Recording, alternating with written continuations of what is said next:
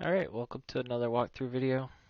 Tonight's video will be Linux agency on TryHackMe.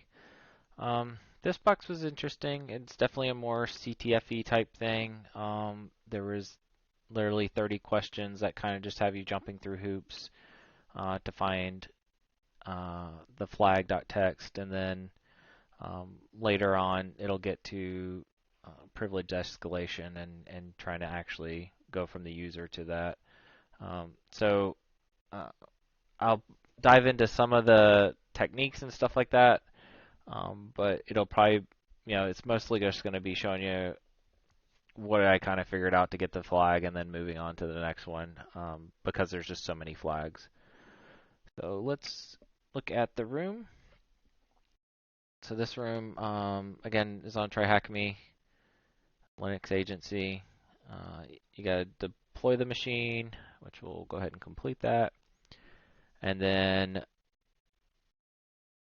it just gives you the credentials to log in. So it wants you to log in as this agent 47 with this SSH password. So we'll SSH agent 47 and we'll put in the IP address. So again, this is a little bit different than some of the normal rooms. We're not scanning or anything like that. We're just logging in directly. So this room, again, the first thing it does is give you the mission flag here, and then the MD5 hash to copy. So if you read the instructions, it says each flag will serve as a password for the next user. The flag includes the username of the next user as part of the challenge. The flag format is username and then MD5 sum. So if we move into the next task 3 here, it'll ask us what is mission 1 flag, and that's this flag here. So we'll copy that, paste it, and submit it. So then we're supposed to just move into that user account. So on the box, you can then SU, which is switch user to mission 1, ask you for that password. We're going to paste that same password again, and now we're into that user's account basically. Oops. So first thing I did is just ls. Apparently we can't do that. We're still in the agent home 47 directory, so we want to go into our home, mission 1, and then we see that there's a flag there as a file. So if we just did an ls, you would see that.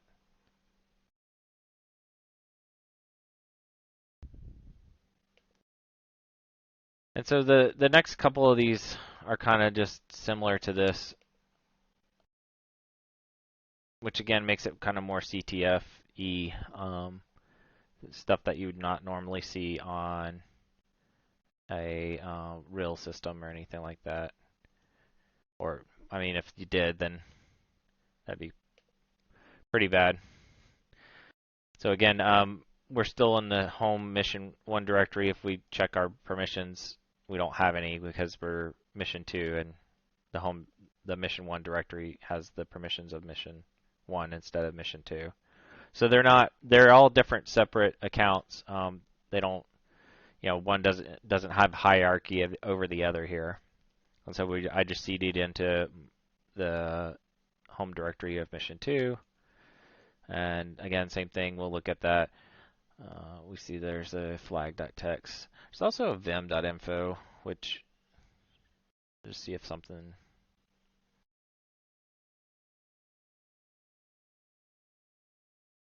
Interesting. So this user did something with mission 13 flag, which is interesting. So anytime you see those, or like if bash history is not pointing to null, those are good little things to kind of look at to see. But in this case, again, we just need to cat flag, if I can spell.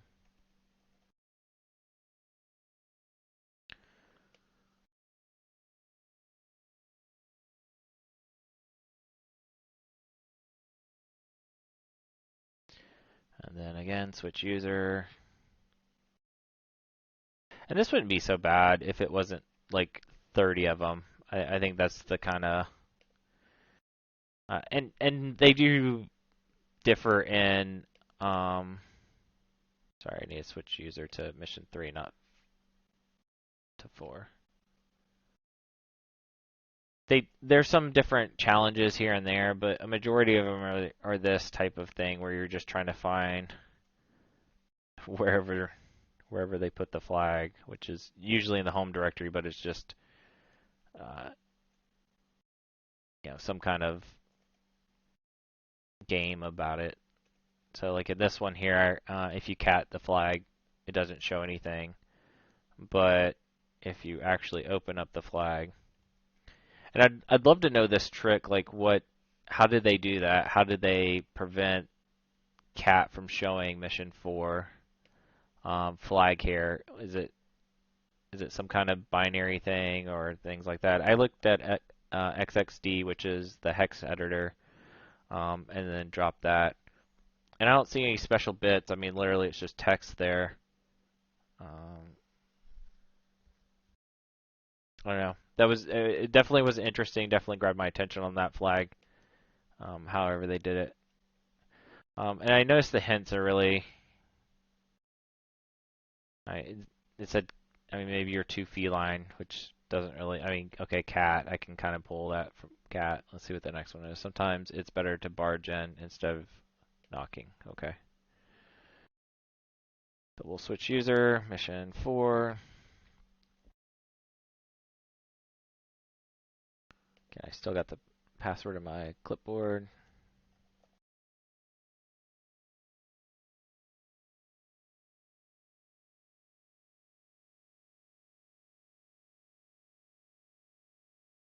All right, so now this time we see that there's a flag directory.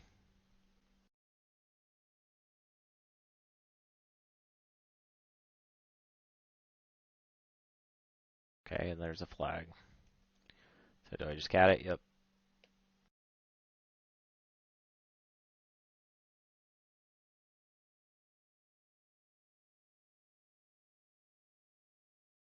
So again, I don't know how that hint would actually help you. Sometimes it's better just to barge in instead of knocking.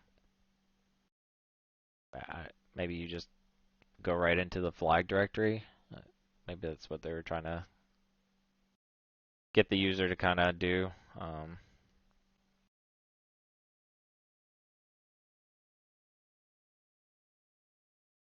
Switch user. And then again, same thing, cd home, mission 5.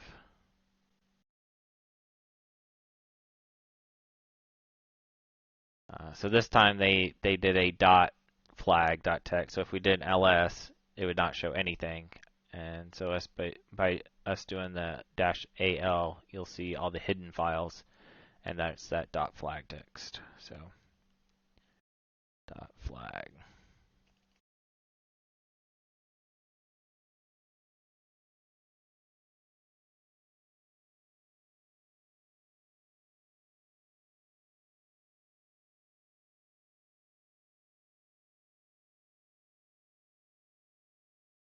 Maybe you need to use your 6th thumbs. Yeah, not getting the reference on this one.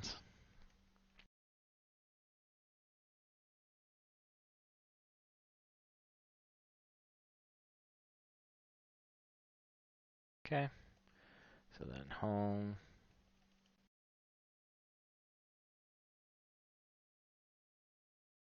Mission 6. So again, now they have a dot flag directory, so cd dot flag.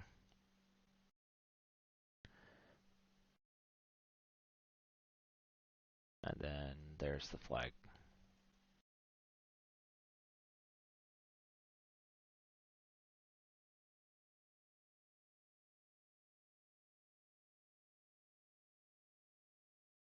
So that one didn't even have a hint.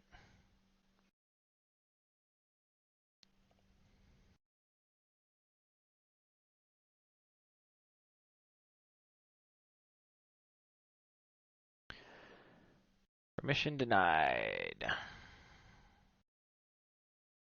We are mission 7, so I was trying to load it, the bash RC from mission 6 for some reason. So there's must be a mistake in the bash RC file for this user.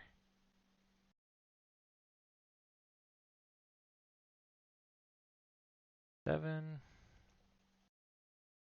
There's the flag text too. And you know, the other stuff we could do is like find slash. We could do, well, we'd probably want to do find dash T for type, file, name, flag.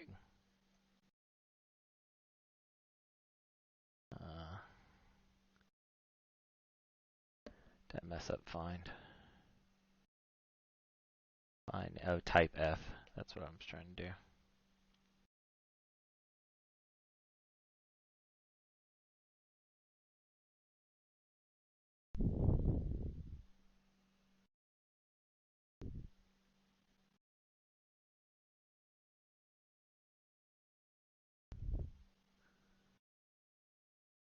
That didn't help us out too much.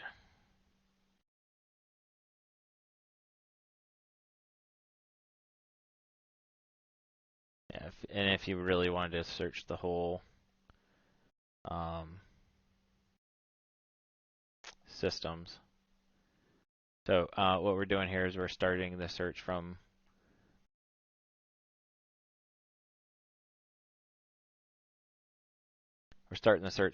this the main root directory, and then all the errors, standard errors, go to dev null. Oops, I put it in dev null, right? So it's not finding anything. It might be because of the shell not working right. Anyways, we'll just cat this file and move on to the next one. I'll try it on the next one and I'll show you.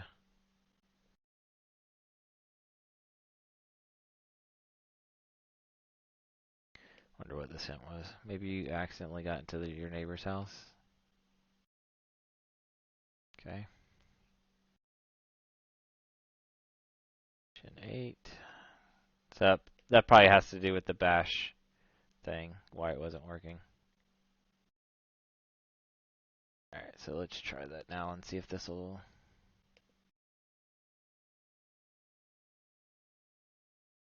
Ah. Nope. Alright.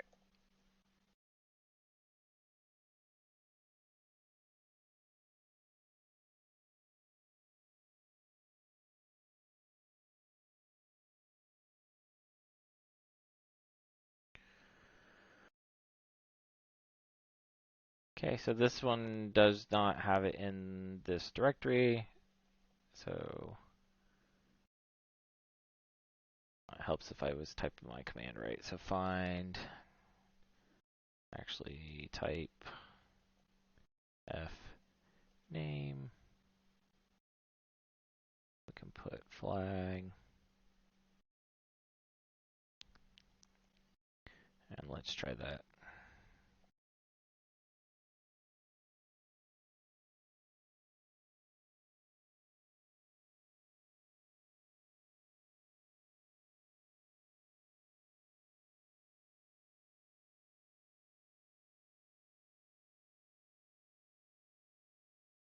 Alright, let's look for .text. There we go. So this one, they just put it in the root directory there.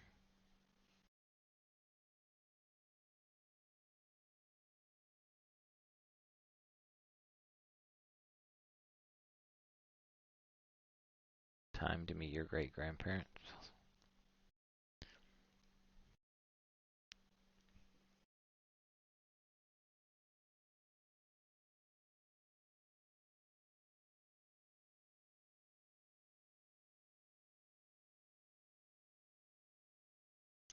Alright, moving on to mission 9. Okay, so there's a rock U. So That looks pretty big, so catting that out would probably make no sense. We could do um, grep or cat or yeah, grep mission.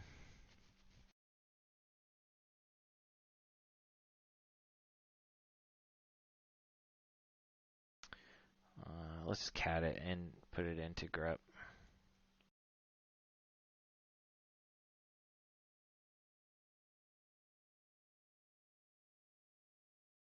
Okay, so a little bit more hits than we wanted.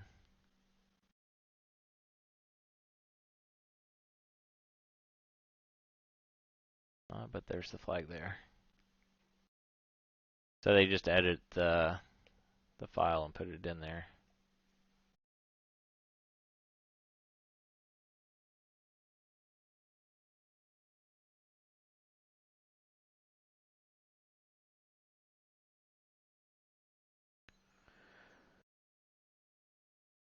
Alright, mission 11. Let's see. You need to find some way to reverse a binary tree. Okay?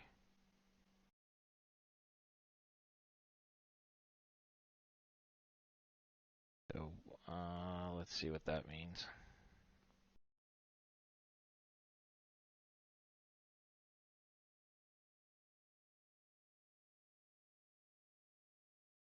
Home, mission 10.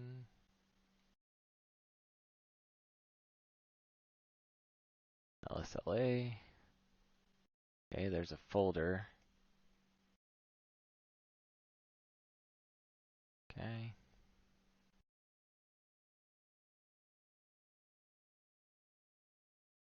So multiple files there. So we could try the find again. Whoops.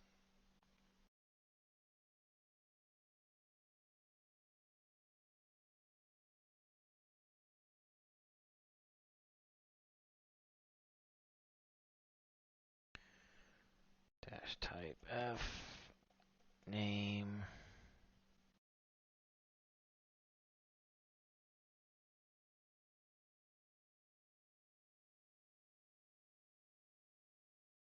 So it basically went through all those directories and looked for that name. So the find starts at the current directory and does it that way. And so we found the flag.txt. So if you're really good, what we can do is, can we cap that? Missing argument to that. Do I need to put equals?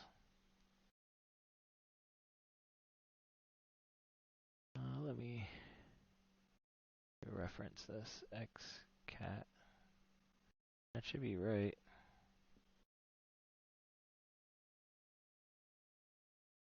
Dash exe cat.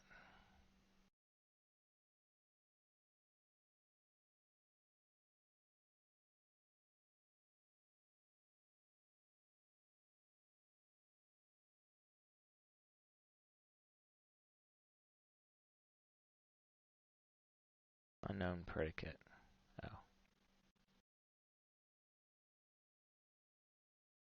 There you go.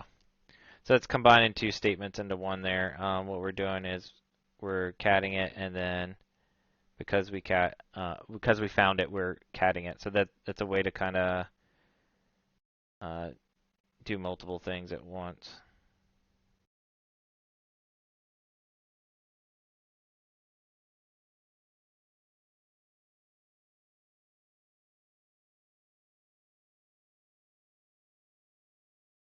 All right, so that's good. Cool little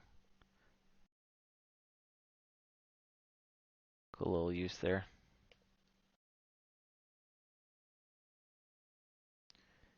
All right, mission 12. Oh, we need to switch user.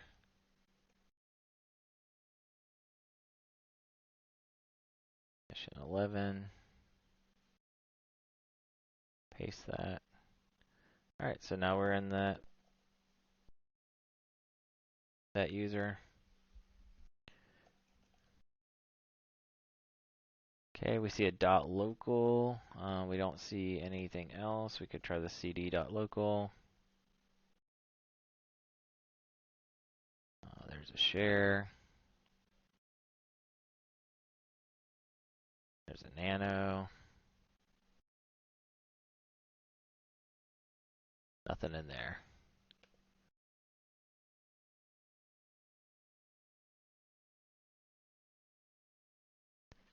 Alright, so let's go back to our home directory and see if there was anything else that we might have missed. Mission 11. Alright, so let's see if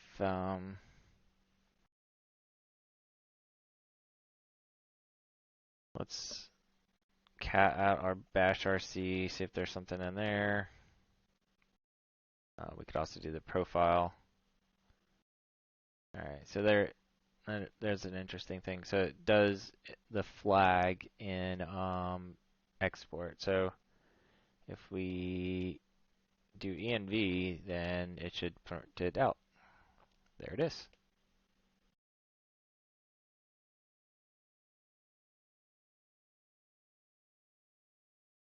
So what that bash RC script was doing is this is loading all your things for when you start up your terminal session in this user, and so it's setting like your history size and any of your special things that you like to have set up, like the color prompts, defining how the prompt looks like, and then in this case too, what it was doing, it was exporting flag, which is basically puts it into the environment variables there, and it's echoing that, and it's putting it as base 64, and then piping it into base 64 decode. So that then when you did env, that just puts it out onto your terminal there.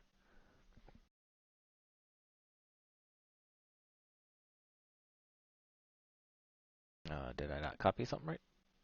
It does not look like it. Copy.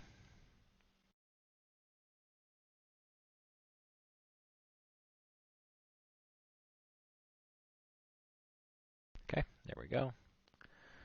Now we'll switch user into mission 12.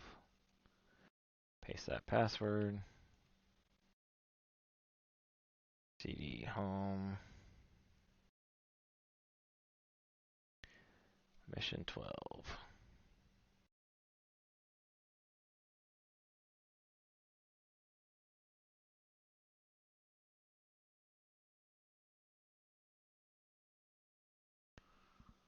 Alright, let's look at the files, and this one, so this one has flag.txt, but its permissions look like it has nothing on it, which will be interesting.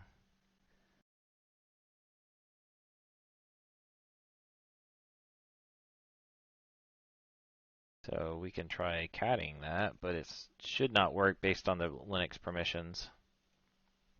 Yeah, so permission denied. So we own the file and we're part of the group of the file, but we can't do anything with the file.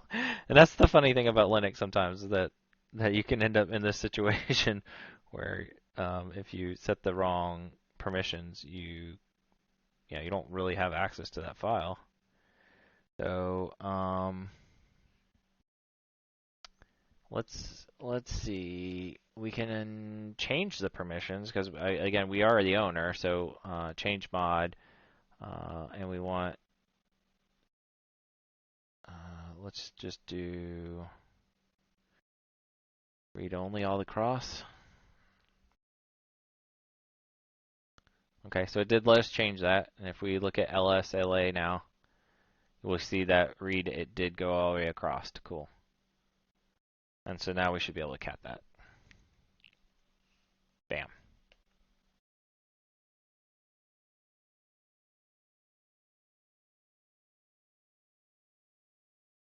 What was the hint on this one? You have failed in your previous exam, so access is denied from gaming. Okay. I mean, I guess I could see that one where that would maybe help if you realize its permissions. Some of these are far stretched. So usually I would tell all in these videos, what would be pen test findings and stuff like that, and highlight those type of things. But with this one, it's kind of there's not really much to say. This is really very much CTF type stuff where you would only see this type of stuff in a CTF. I'm actually surprised that we hadn't had to like make some kind of script that would SSH into each one of these sessions and then spit out the flag or something weird like that. All right, so we're catting out the flag. This definitely looks like a base 64 value. So we just do base 64-D. And there's the flag.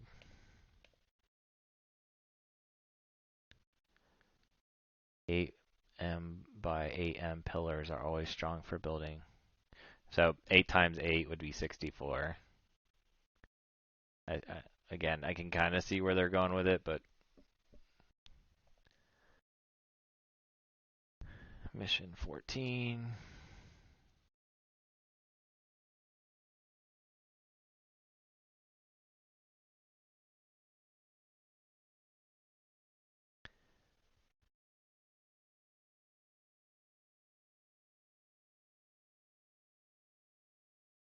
Okay, there's the flag.txt.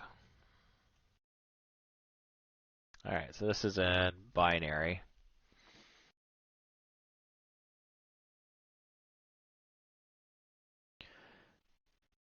All right, so a good tool to kind of decode some of this stuff is called CyberChef. Usually it has all these type of weird things like this.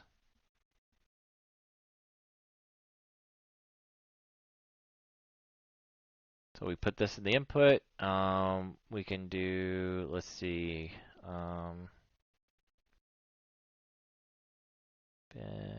from binary. So that's all we need to do is from binary. And there it is right there.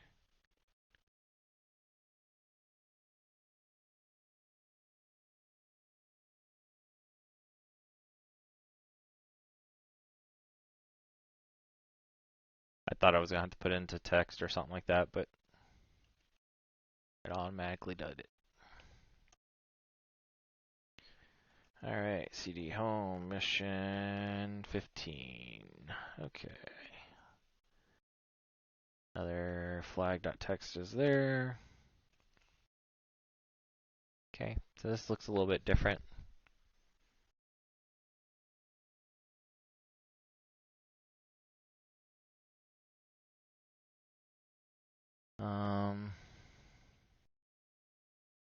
All right, so let's just copy that in there and see if we can figure that out too. Okay, so we know that this is not that. You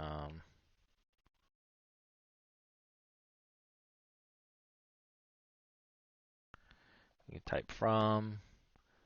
We have base 32. That doesn't look like it.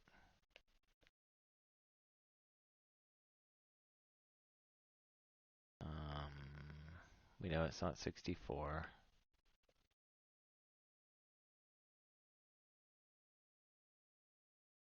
From hex, we can try from hexed. There we go.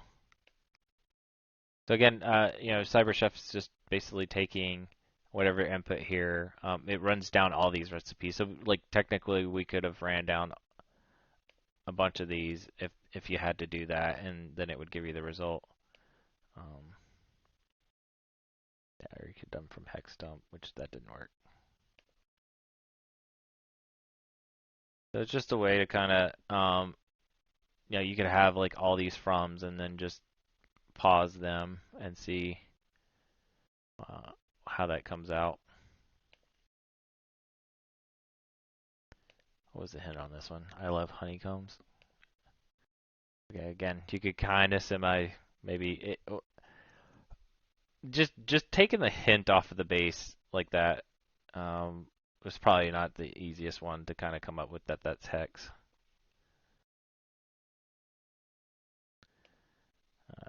All right, Alright, so let's look at this one. SOS, somebody kidnapped the elves of Santa.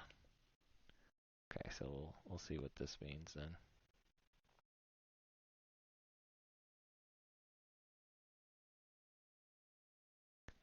Home, mission 16. Okay, so there's flag. Can we cat flag? Alright, so this is an binary. It's an elf binary, so that's what the hint was from what it was saying there. So some quick things to kind of run on binaries to see if you get data out of it is we can do, let's clear this, and then we'll do strings and we'll do flag. Oh, if I type strings right. There we go. So this is every readable characters, at least 4 or more. So this should point out any text in here.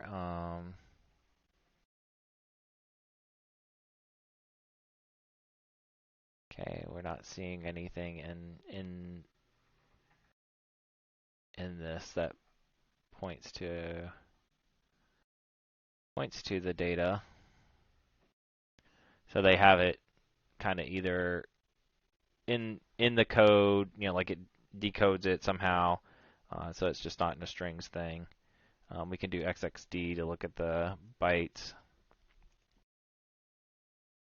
And so sometimes this puts the text here on the side. So we see that it has a main function. It was compiled.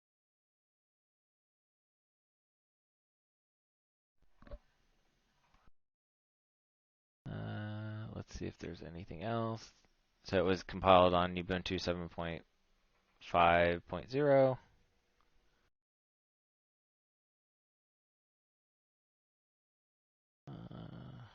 Nothing readable in there.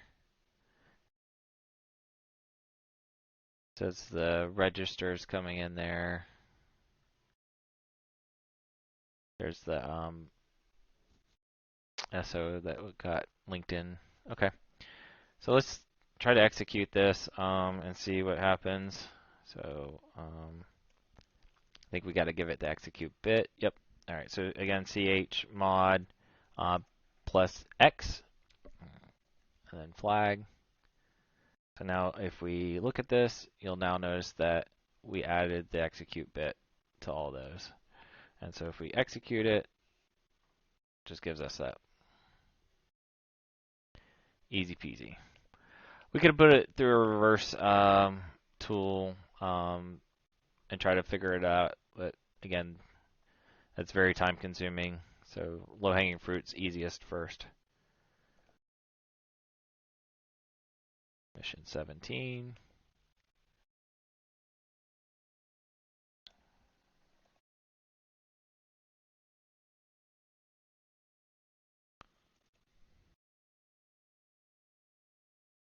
Flag.java. Ooh.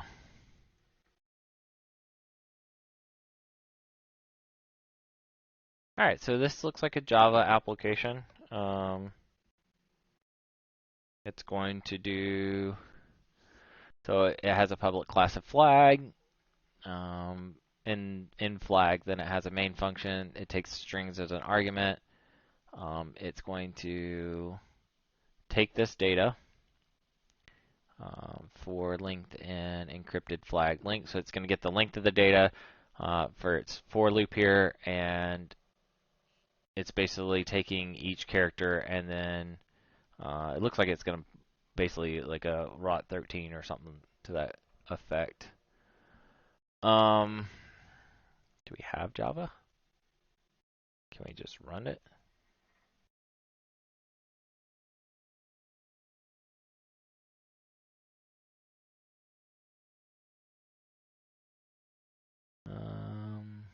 Do we need to compile it? Watch this be something like a coffee? How about that? I was just saying that. Watch it be some kind of coffee joke. So Java AC flag.java. So that's compiling it basically to be like an executable. And again, this is from experience. Most people not off the bat are going to know that they need to run Java C to compile this. I think that's just kind of one of those things. And then now we should be able to Java flag. Yeah. So just copy that.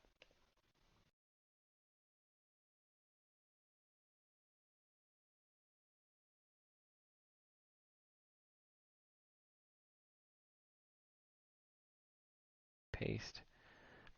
Another thing I would try if I didn't know like that I compile Java would be taking again this string, and we can see if this will work real quick, but I don't know if it will. Nope, I didn't want that one.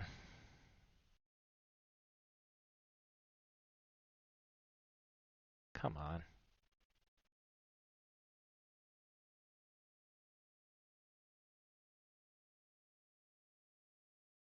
Copy. Okay, and then I want to say I think it looks like rot 13 with the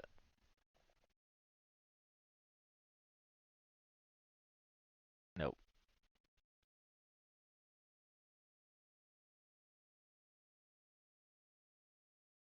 Yep, guess not.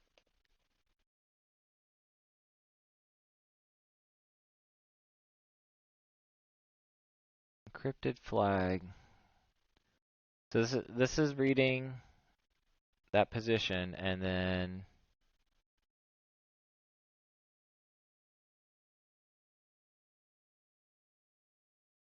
putting it to the 13th power.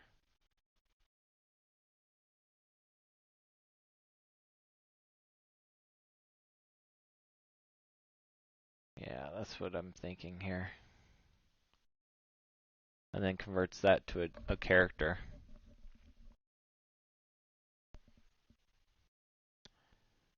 Alright. So like I said, some of this stuff was kind of more off the wall. So, but reading the code, that's kind of what it seemed like it was doing. Alright. So we need to switch user into mission 18.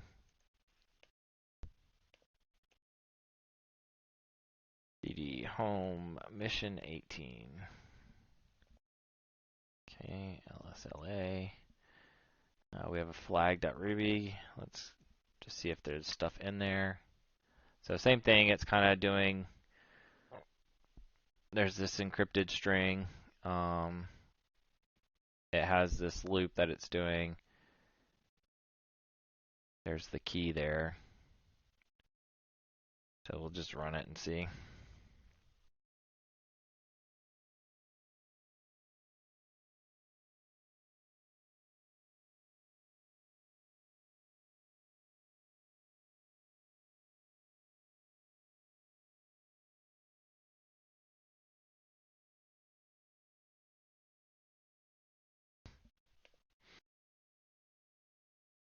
Oh, pewds.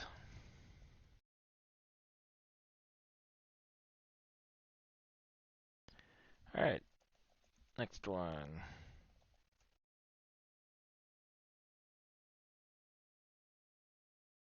.c, flag.c.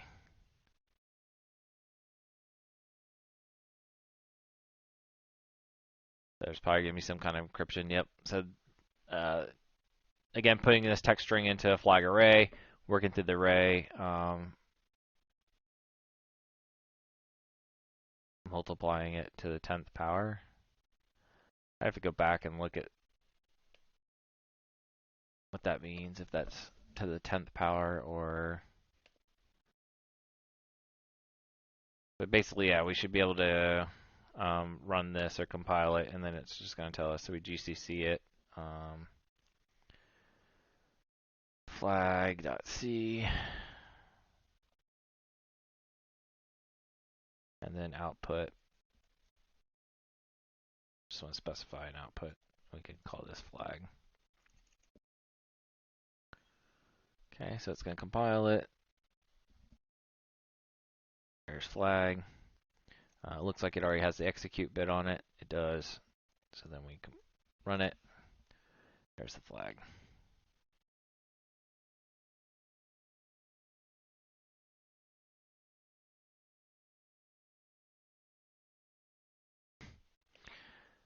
All right.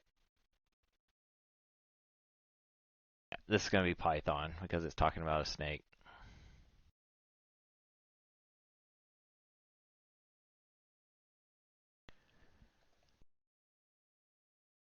Oops.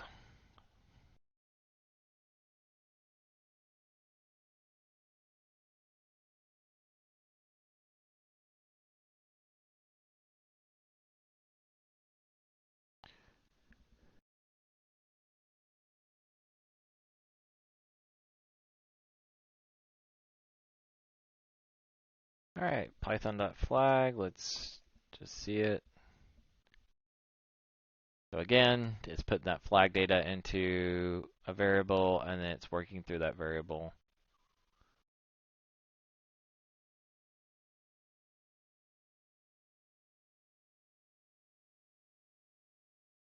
All right. So apparently we have Python 3.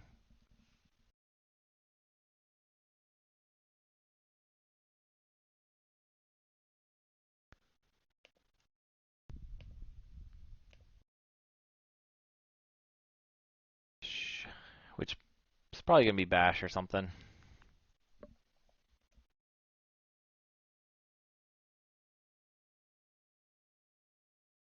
Yep.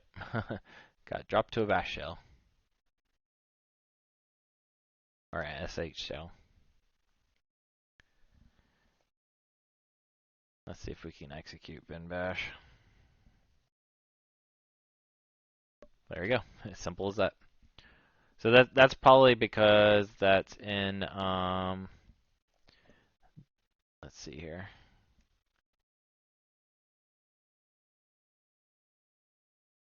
Cat.bash rc.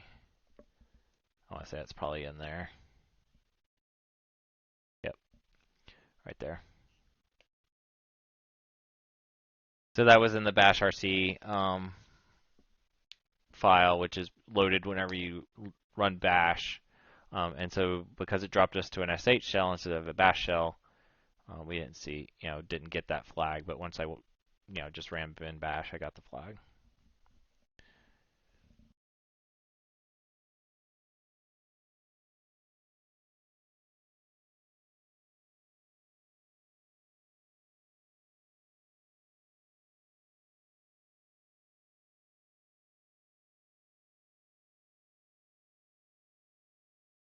I have to copy this out of there because there you go.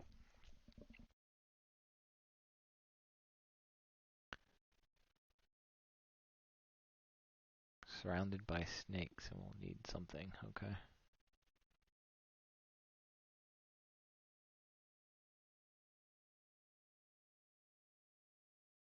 sh mission 22. This password. And we're in a Python shell. So we're just basically into the Python shell here.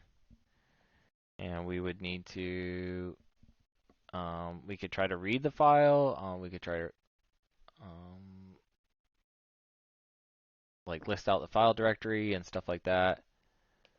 Our best bet probably is just to spawn a TTY session, which is what you kind of normally are used to if you've done any of the shells type stuff.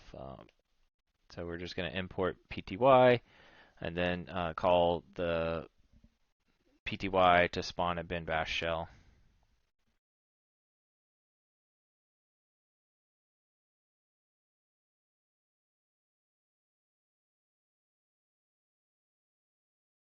And so when we get that,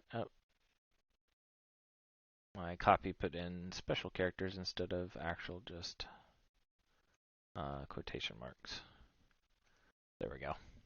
So then we get the bash shell, and then we need to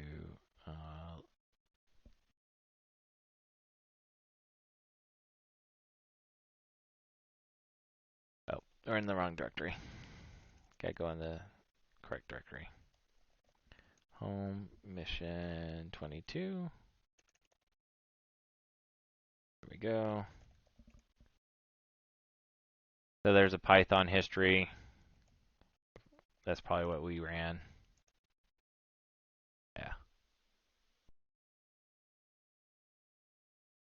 Actually, this is what they ran because we only ran the PTY shell. So the original author basically did import OS, then os.system execute bash or bin bash or bash.p. So they were testing multiple ways to do that to make sure.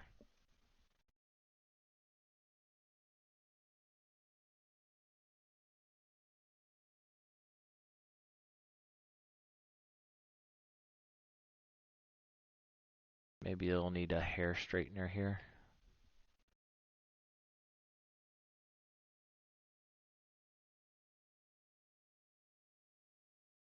All right.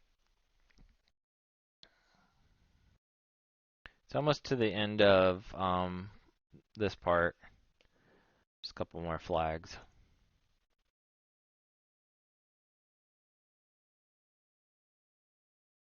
Now, mission 23. See how anxious I am by trying to skip over. 23. Okay, so we have a message.text. Let's see what this says. The host will help you. Optional, you'll need curly hairs. Okay. So this had me a little stumped, but eventually I got to catting out the host file, which then we see mission24.com. So, like, what do you do with that? Like, so I did an ls lookup. But again, this is us, so that this is really just going to come back to us. All right, so that's supposed to be us. We could try to curl ourselves. 127.0.0.1. We need to put HTTP in front.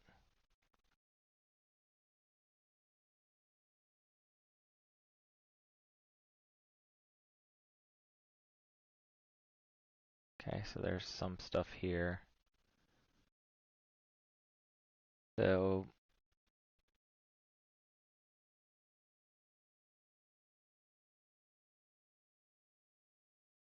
modified Debian original for Ubuntu.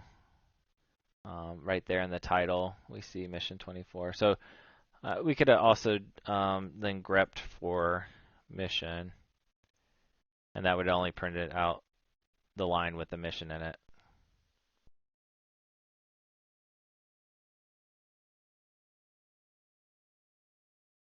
That was another weird one that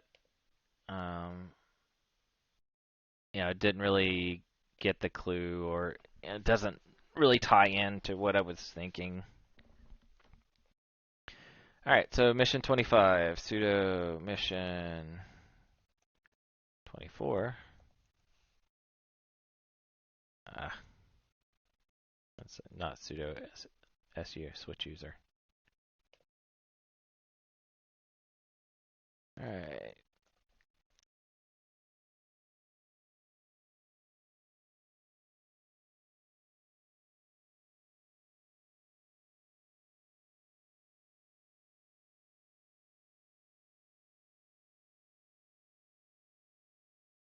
Okay, so we have a bribe executable in here. We have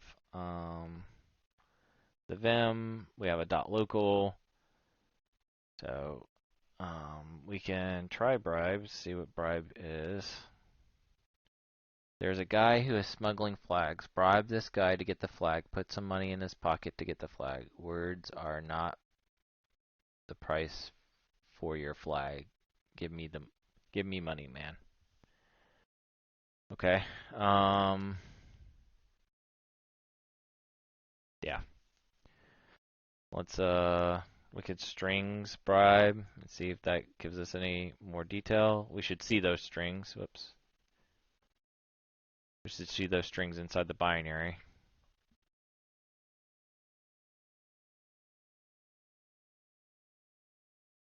So there's the strings.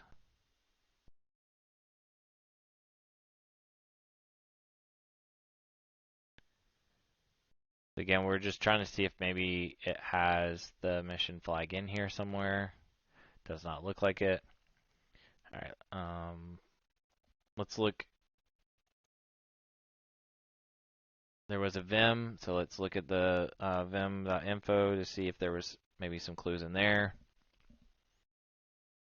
Okay, so it looks like he wrote the bribe.c in vim.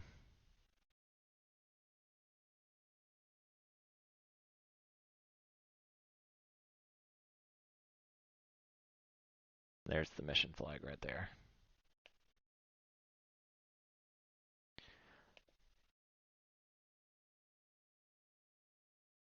Yeah, so he wrote some of the file in vim. So the .vim info, if you didn't know what it is that it's like saving your history of what you're doing in vim.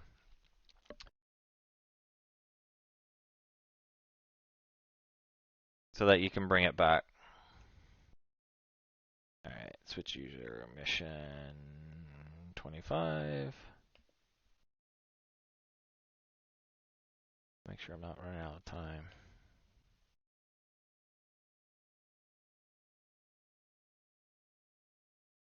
Okay.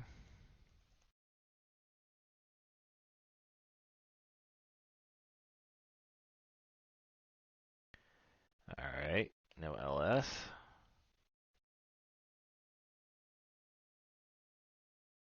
Interesting. So I'm guessing,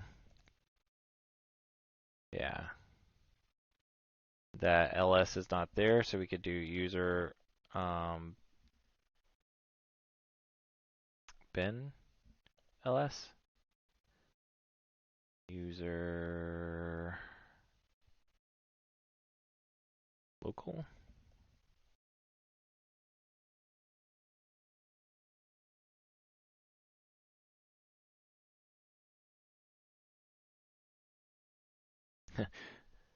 Alright, so what's happening here is that the path is not on this user, and we could just basically export the path and give the path back to this prompt. So that's what we'll do.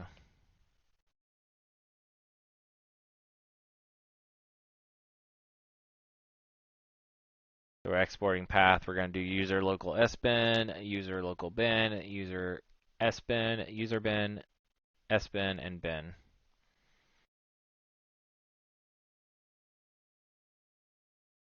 To ls was in bin ls. So we could have done called just bin ls too, and that would work if we knew where ls was at. The problem is that we didn't know that. So by exporting the common directories where bins are at, that just lowered the amount of hassle that we had to do. So,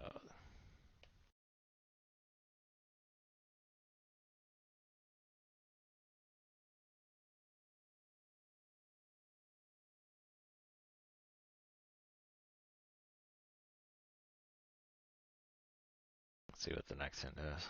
A wire of my guitar is broken. Wait, wire? Huh? Is it going to be like a Wireshark thing?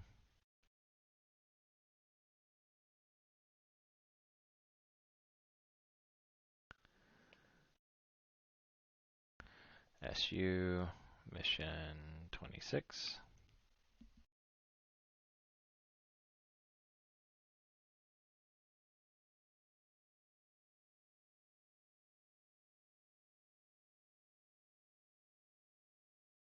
Okay, we got a flag.jpg.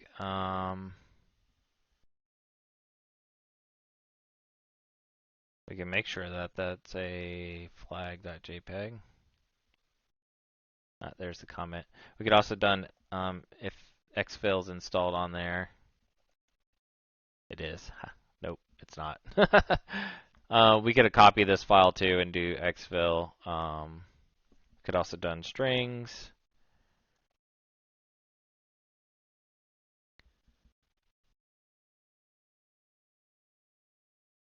Remember, right? The comment's more at the top of the.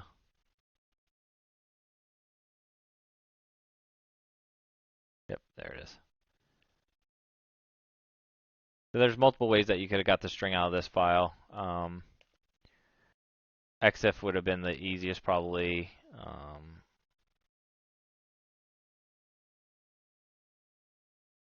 To get it.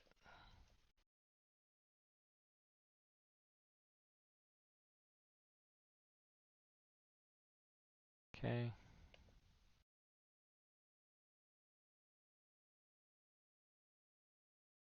Mission 27.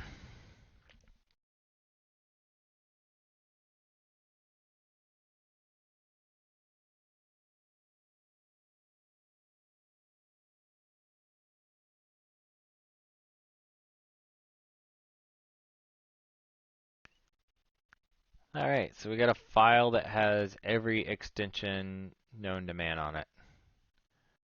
Practically. So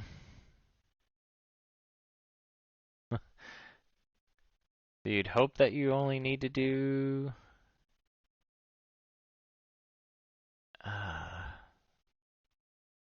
Alright, let's see if this is actual. It is gzip data.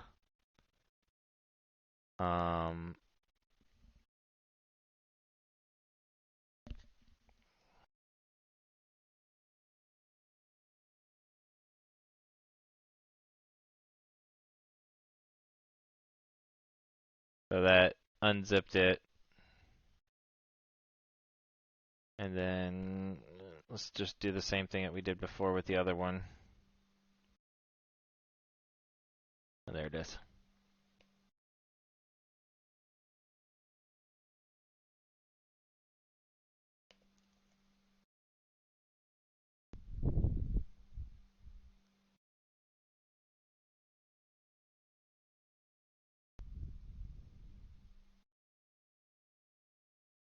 Okay. So it said red diamonds. I'm almost wondering if this is some kind of another Ruby thing or something else like that. Oops.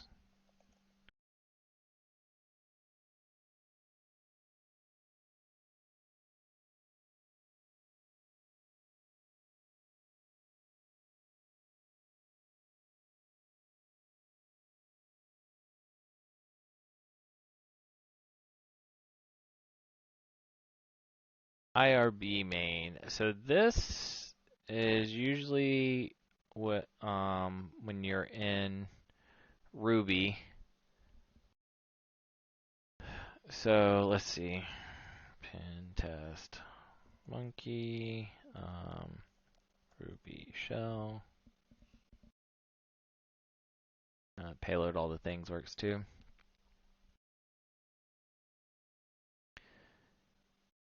Ruby.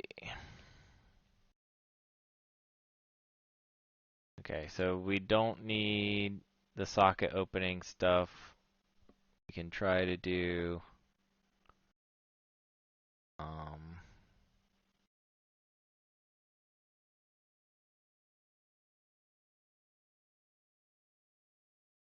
copy that and see if that works.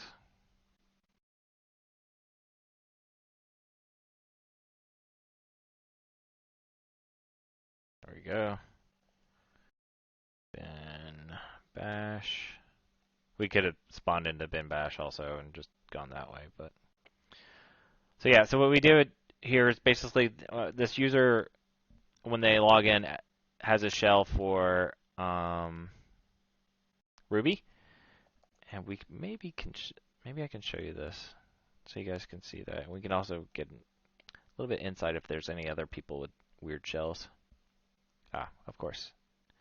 Oh, helps if I actually put the slash front, because everyone should be able to read that file. There we go. Yeah, so what you'll see here is bash is the standard shell for most of these people, and then there's Python 3 for 22. There was IRB, which is your Ruby for mission 28. So those are only two weird shells that we have. We're also getting a little bit insight to other users on here like Victor, Salvio, Rez, Dahlia, Jordan, Kin, Sean, Penelope, Maya, yeah, I can't say that one, 0Z09E, Diana, 0 tier 1. And most of those all have been bash shells except for 0 tier 1 has a SH shell. Alright, cool. Sorry, sidetrack. But that's kind of how you can see what shells are there. We need to go to our home directory and print out the shell, or print out the flag. Home, mission. Almost done with this. Oh man, if I could spell mission.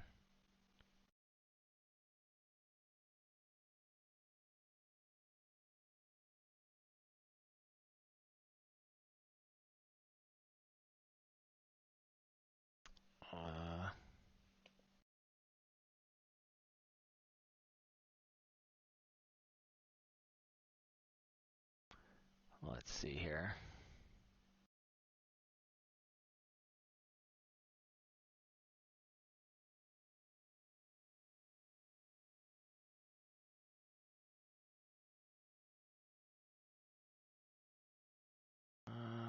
I guess we cat that text.gaf, whatever that is. Okay, so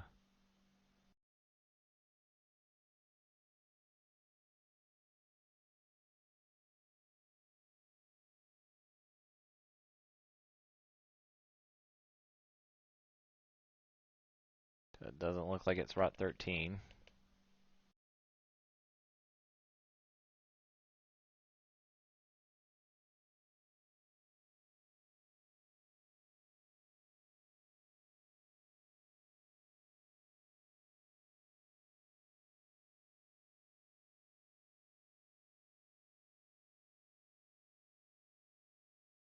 So we do see some of the squirrely brackets there.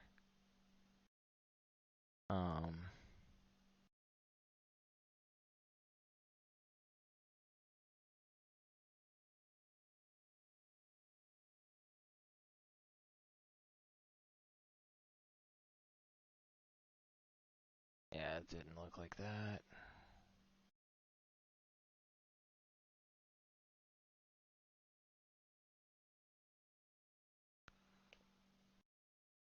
Delete, delete. There it goes. It says reverse by character. Oh, okay. So now I see it too. So MISSION 29. There you go. I hate crypto puzzles and stuff like that because there's not. It's just basically brute forcing through it to figure it out. Or working through it. Maybe you need to know how to set authentication on websites. Okay.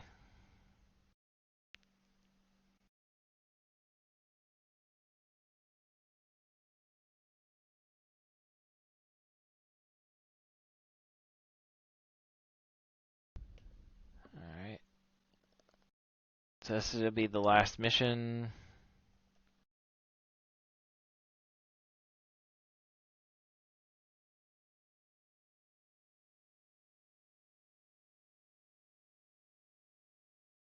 sure I copied the thing right. No, I gotta switch into 29, right?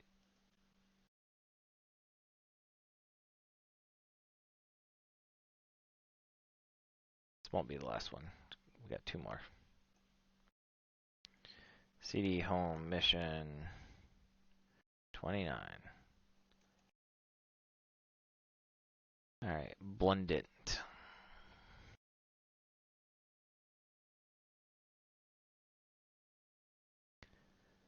Alright, so this is a website directory. Since it talked about the websites, set authentication to websites, what this is probably using then is the HT access. So if we cat that,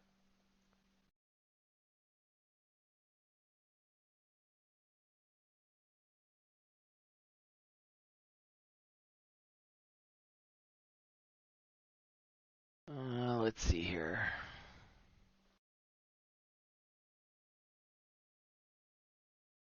How about the P password? HTPASWD. There we go.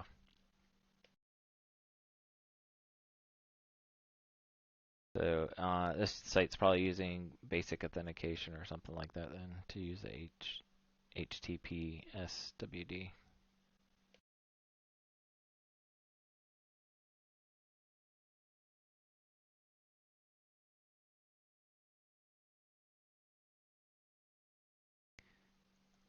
Mission 30.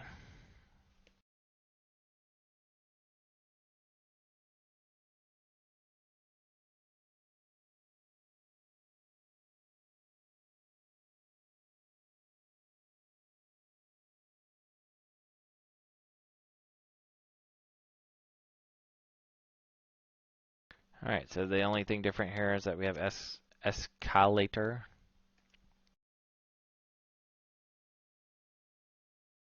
We get a .get and a sources.py.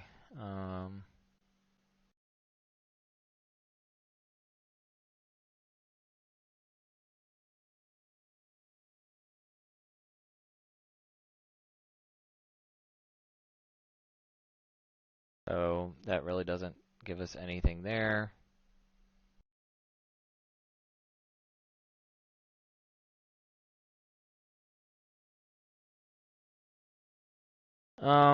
Let's see here. We could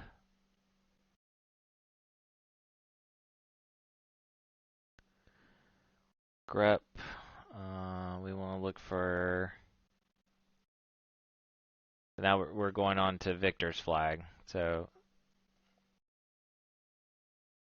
that. Let me make sure I have my syntax correctly.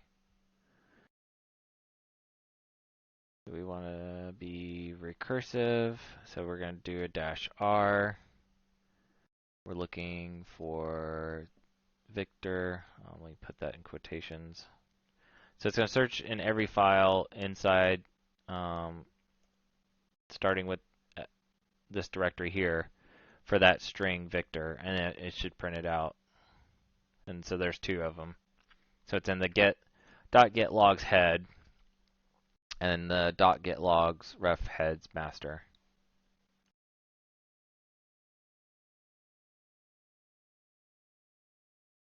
We could also use like get dumper or something like that to maybe see if it would have pulled it out. A time machine used by programmers, yeah. So get would be similar to that. All right, so now we are on privilege escalation.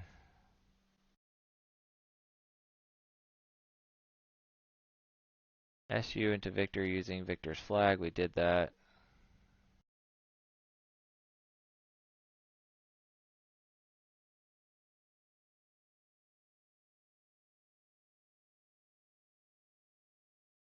All right, so let's SU as into Victor. Victor's flag is his password. Excellent.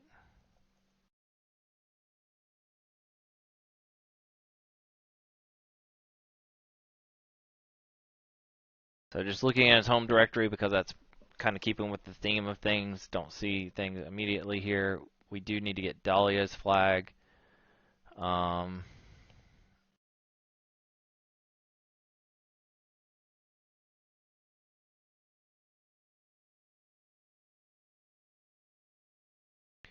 what we can do is we could load up Linux privilege escalation and suite linps and see if this is going to help us out a lot.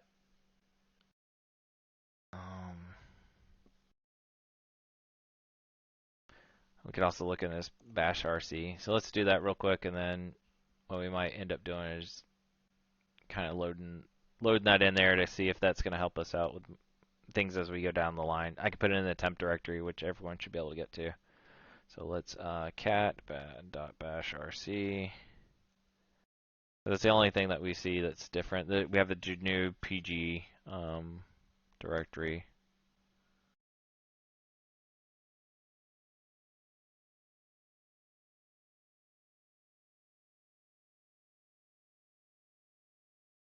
Yeah, nothing that looks like it's in there.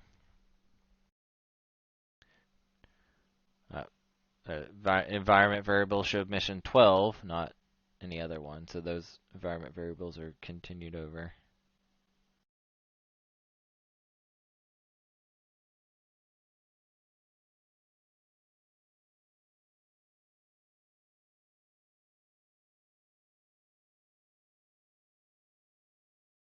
We could also look at things like scheduled jobs. We could do sudo-l to see if he can sudo. Again, we could paste in the password for Victor.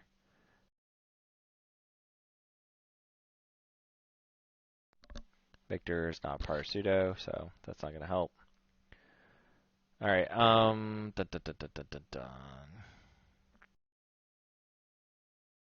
Let's do cron jobs, and then we'll move on to Linux privilege escalation suite if we need to. Alright, so here's something. There's Dahlia. She has a sleep job for 30 seconds. She runs op scripts 47.h.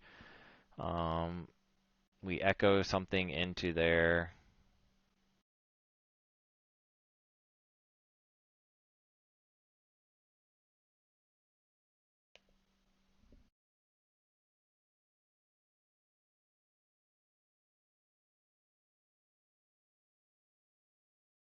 So let's see what this is.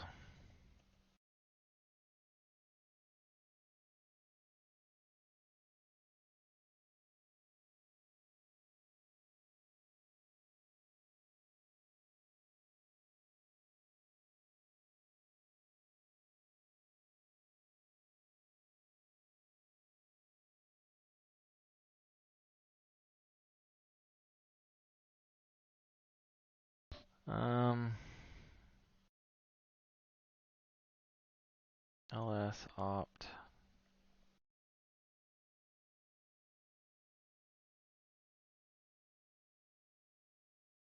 Okay, so there's two files in there. So Jordan will use that file later. Victor can use this file now. And he has read, write, and execute on it. And we own it. So if we cat it,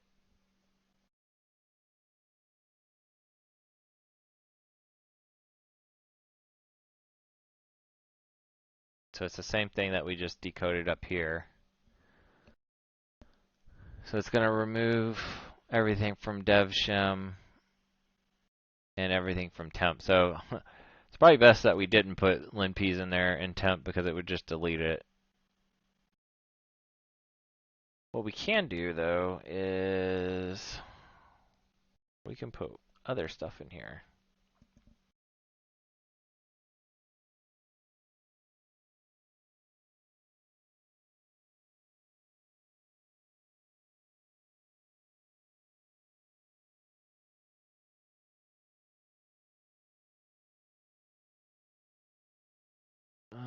Alright, let's see. We need to catch this because we'll probably want to put get this here. LVNP. Let's do all our 5s. Okay, so that's going to be listening there.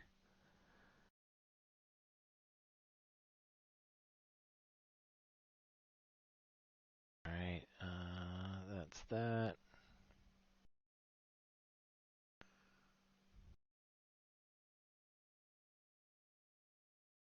Let's edit that file.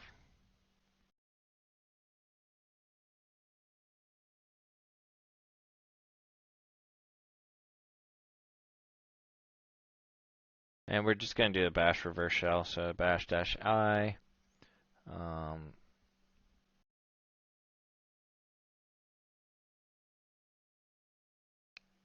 Ampersand, and then it's dev TCP, my IP address, which is 10.2.12.2.19.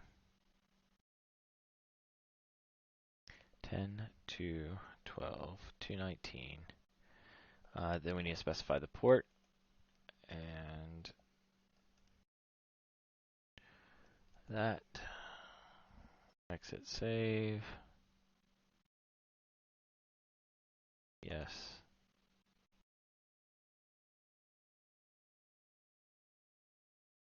Okay, so it's there.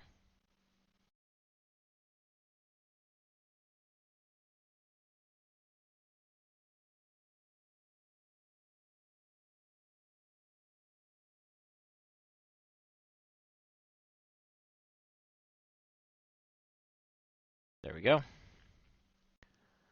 we get Dahlia calling back out to us.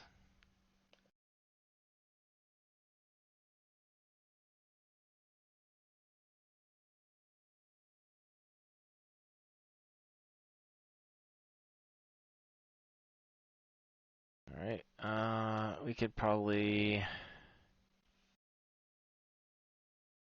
let's just make this one big and leave the other one there. Expiring, no, okay, so that's fine. Are we in her home directory? Looks like it, there's the flag. No tab completion. And that's because we're in this sudo shell with the netcat. But we did get the flag. Alright, now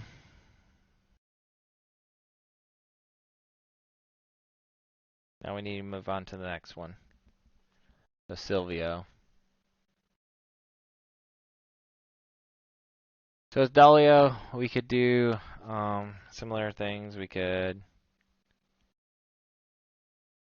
do have a bash rc, so we can cat our bash rc, see if anything's in there.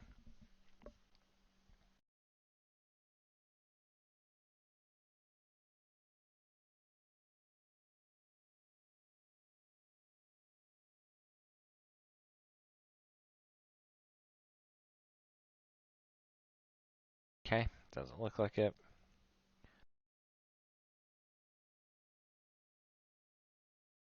We could do the sudo -l. So she can run certain things.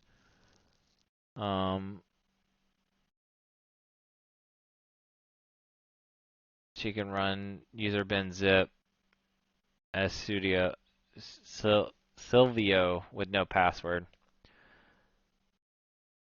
So then we need to GTFO bins.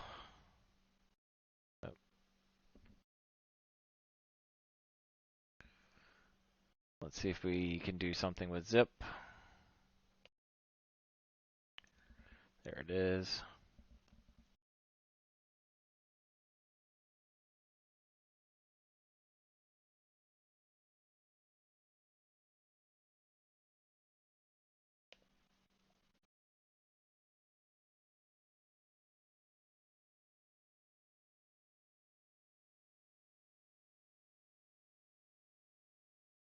Alright, so it's not liking me because I don't have a TTY terminal present. So we will need to do the upgrade of the shell.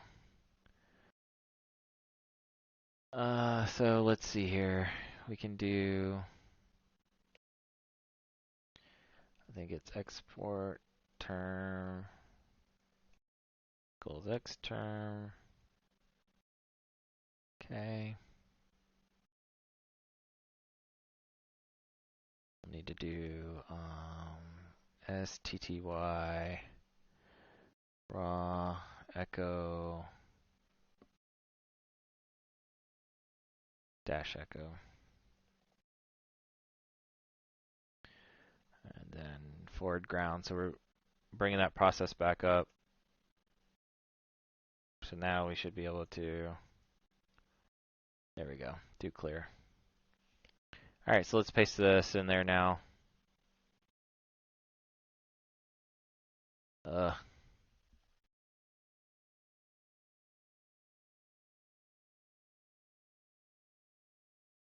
it is not liking this.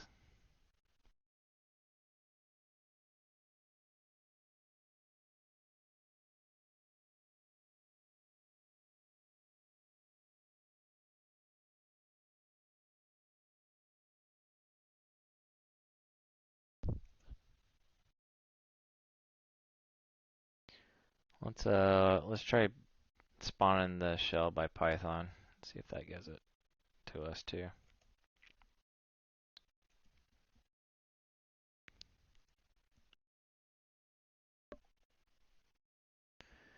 Import pty pty.spawn. Again, we'll do bin bash.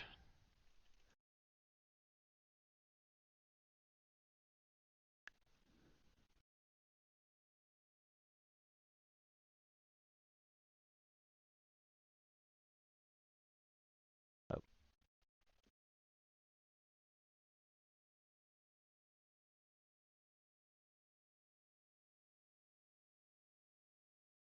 We lost it. All right.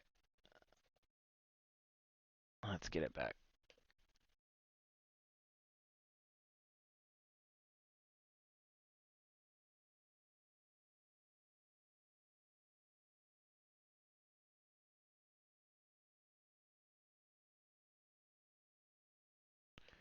Actually, let me kill this terminal and just open up a new one because this is, yeah, see, this is all messed up now.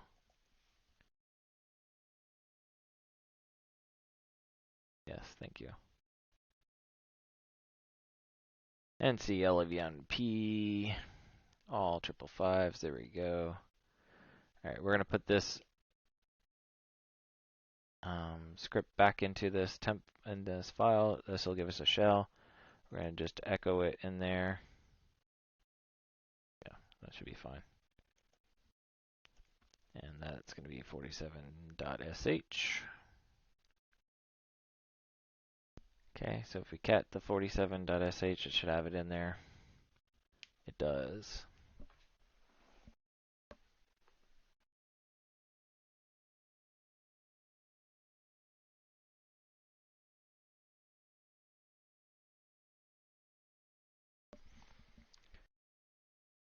Just waiting for it. There we go. All right, so let's try this again. Let's do Python 3 C import pty.spawn. That's going to be then /bin bash that.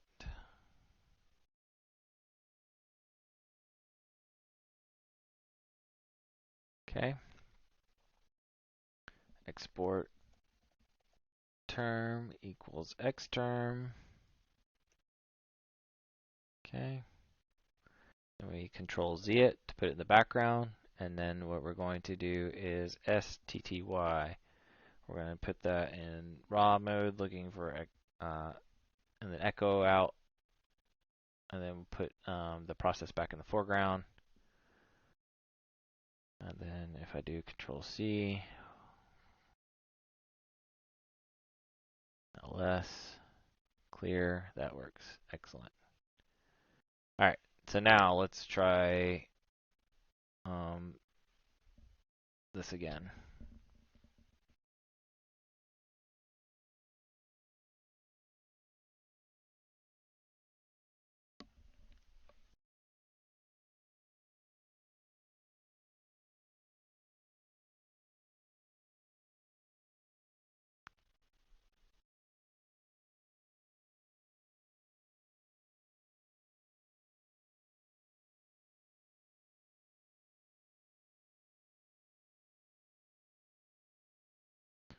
Dahlia's password. Did it?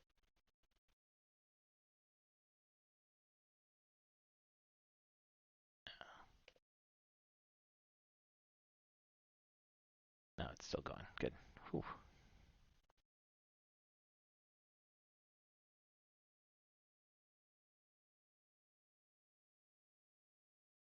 Okay, so we're going to copy Dahlia's password there. We need it for the sudo. Paste it in. Apparently I did not copy it right. Copy. Paste.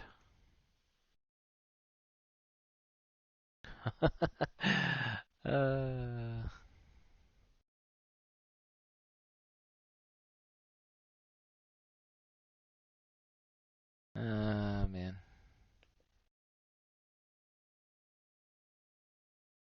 Come on.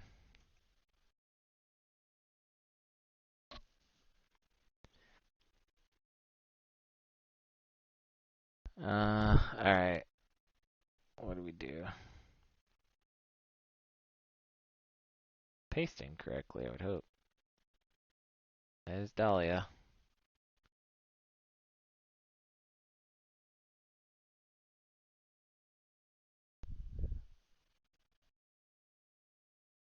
Right?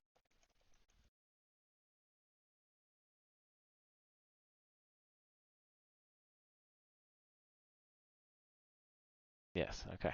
So we are doing it correctly. Alright, so let's copy out the sudo line and see if we can get that to run.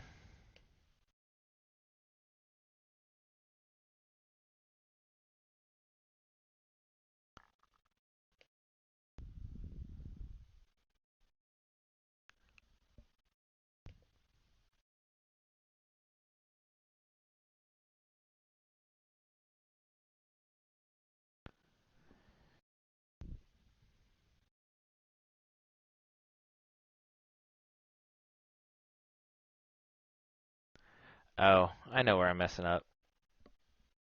Okay.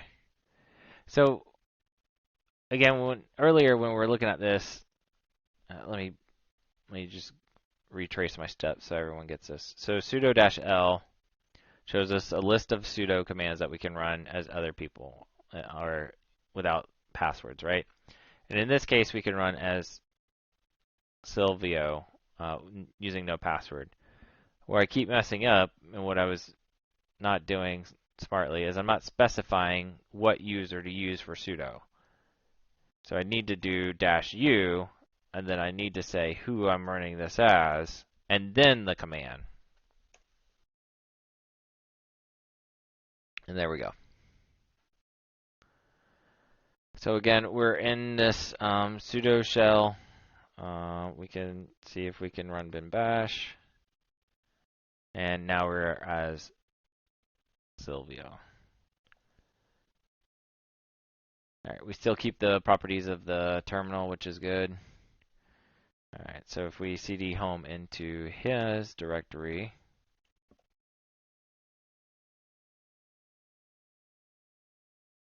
we get the flag.txt. And that is the next one.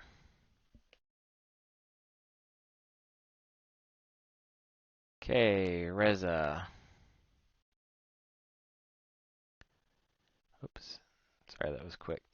Need masters and EVS to help build a time machine. Okay. Alright, so let's look in here, his directory again. We see the flag, we have a profile, we have a .local directory. So we can look at the maybe .local and see if there's anything in here. He does have a share. I think this is a rabbit hole that we went down last time with the other one that it really didn't pan out anything. You know what? Let's just go like this. We'll go back to the main directory, and then I'm just going to lsalr big R. And that's going to be recursive listing out of files. So again, yeah, we see a share of nano. Nothing is in nano. Didn't find anything on any of the other directories. Excellent. Alright, so then we'll do the sudo-l, see what he can do. And he can do the same thing. So again, we're just jumping through shells. This one here, he can run git. And it looks like they're trying to limit that down. So let's see.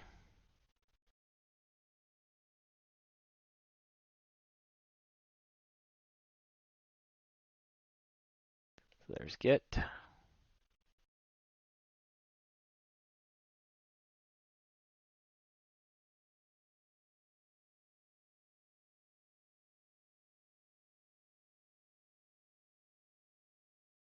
we'll copy this command. Now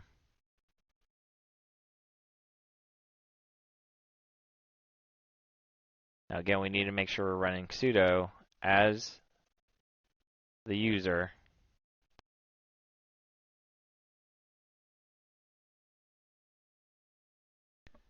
And then we'll paste in that command.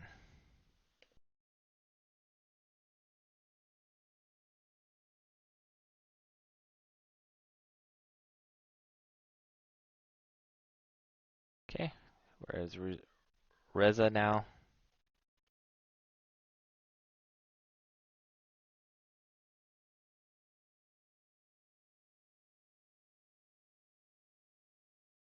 Cap that flag.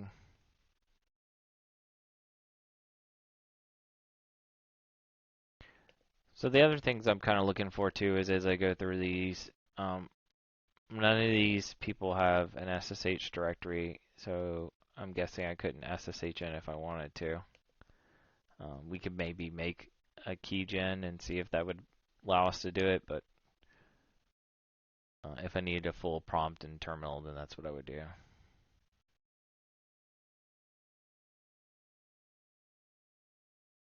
Alright, so next person is Jordan.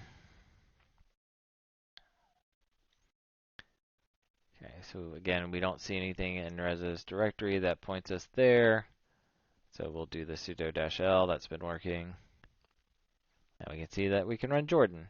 Jordan can run gunshop.py, which we saw earlier.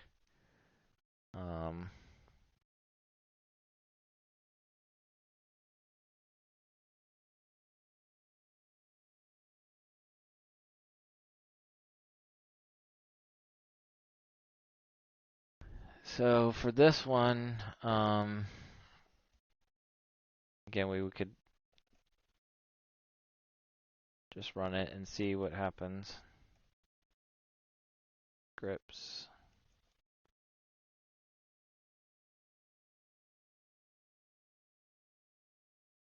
Unknown user Jordan, unable to initialize policies.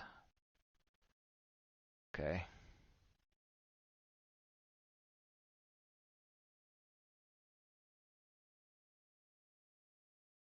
So that's interesting.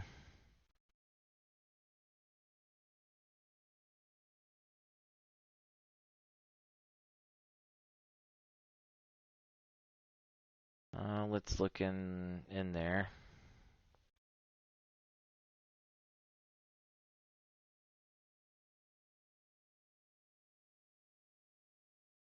Okay, there's that. Can we cat the gun shop? Permission denied. We are Jordan, so we should be able to chmod, add the executable bit. Oops.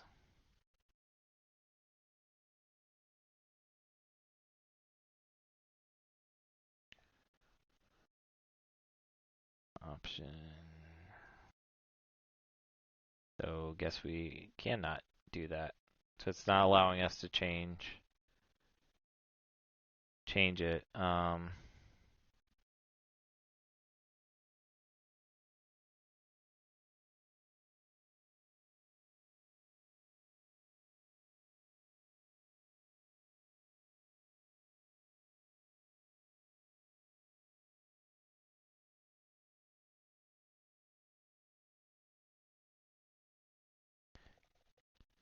Can we do this?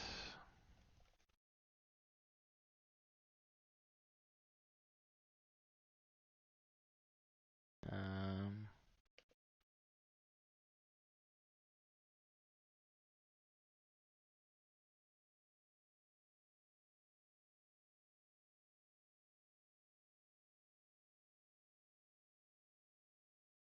yeah, so that's not working either.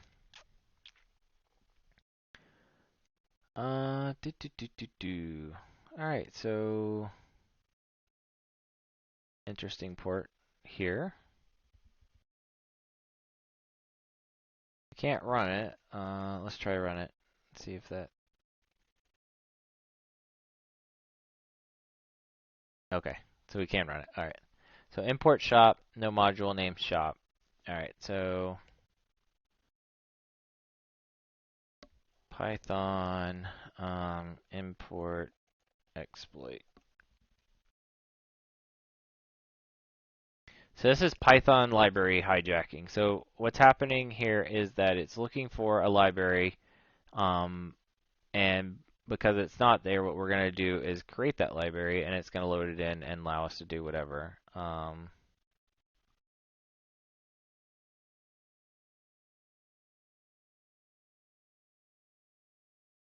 This is kind of explaining this here. So it has in the files, it's importing certain things, and if that's not there, then it'll load files from certain locations. So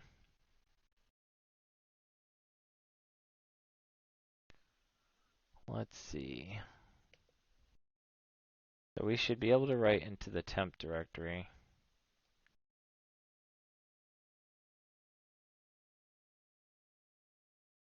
Yep. Okay. Let's make a directory called shop. We'll cd into shop,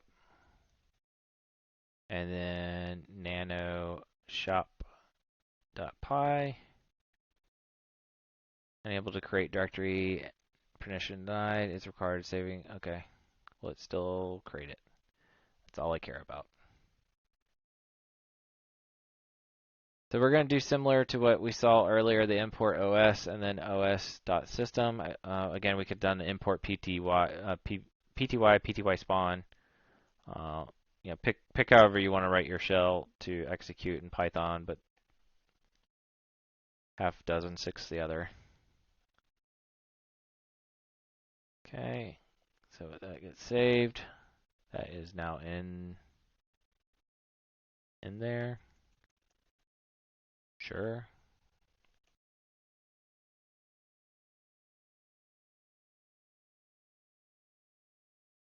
There we go. All right, cool.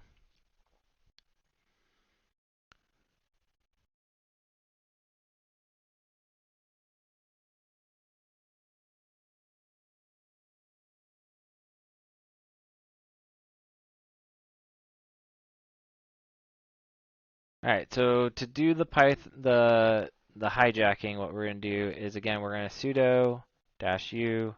We're doing Jordan. We're going to specify the Python path. So this is like an environment variable, and you're telling it where to look for for Python type stuff. And in this case, we're telling it temp shop. And then we're going to run the script here. The scripts and then gun shop. And now we're Jordan.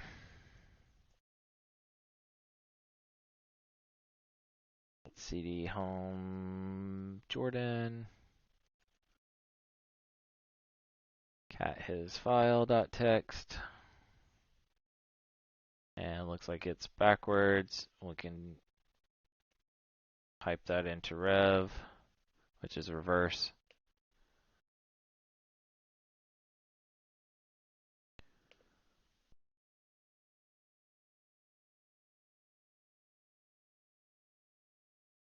All right, couple more flags.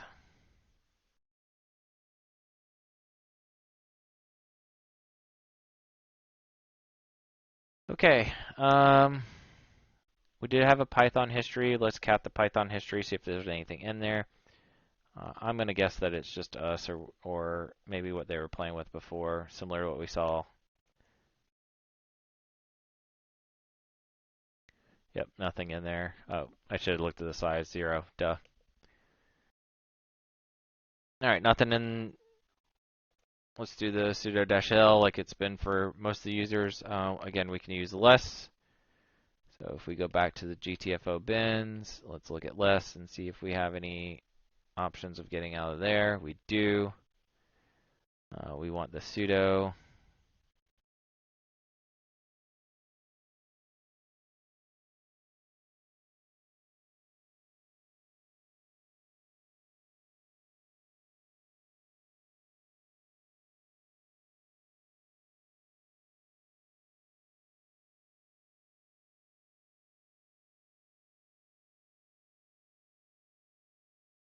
All right, so it looks like we'll just need to run that and run it as kin. So sudo -user kin less space etc profile. Okay, and now we're in less, and so if we put exclamation point / bin, I'm going to put bash. I don't want sh. Bam, we are kin.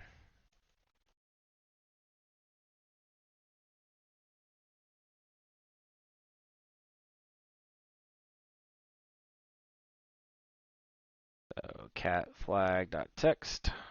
There's kins.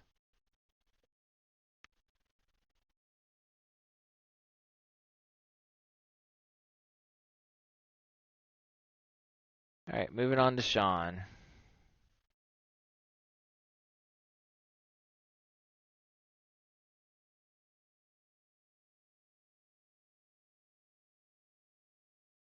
So again, we're just doing the sudo-l. That's the way it's been kind of. Now we're doing vim. So sudo user Sean, and then we're gonna have to figure out the vim. If I remember right, it's just like colon something.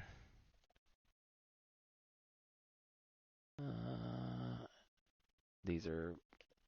There we go. Actually, we just do that. Let's try that one straight off the bat.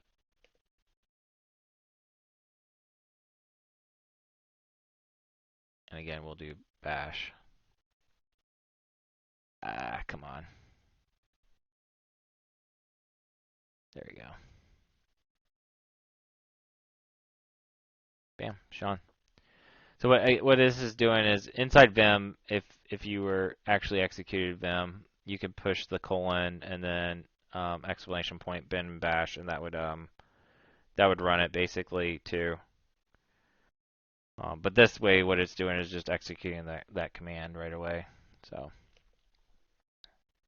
all right, cd home, and that's gonna be Sean. Again, we'll look at all the files. He does not have a file in here, which is interesting.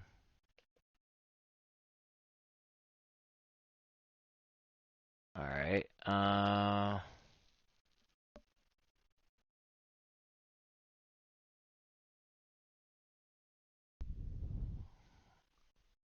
So for this one,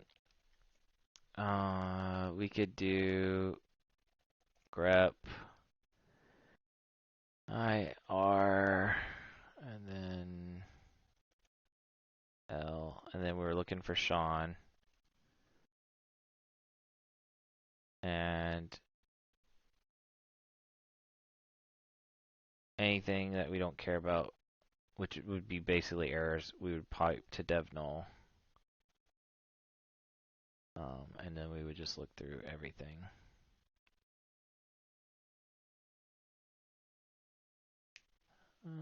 That didn't work. What did I do wrong? Grep IRL. Oh, I put the slash there. I think we're looking for slash, so we need that, and then the slash, and then that there. So this is going to look through the whole file directory, every file, and eventually find it. I'm going to speed up the process just to save time. I have an idea where it's at, and that's going to be in var log.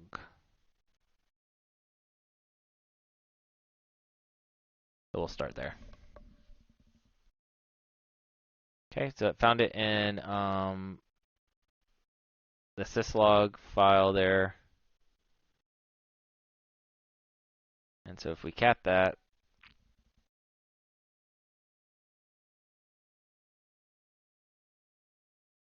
syslog.back, and then grep for Sean, we should see his key.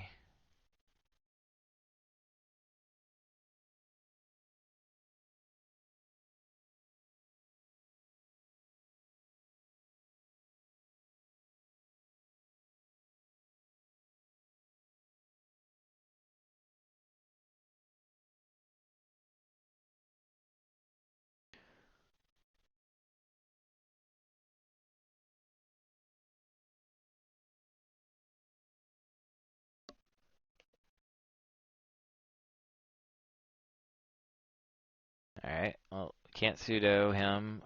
There's this base64 flag, so let's decode that and see what this is. That was with there. So echo single ticks, and then pipe that through base64-D. Password of Penelope is Penelope. Okay, so that's not the flag, so we're good there. So I guess we're just going to switch users into her. Okay. Excellent.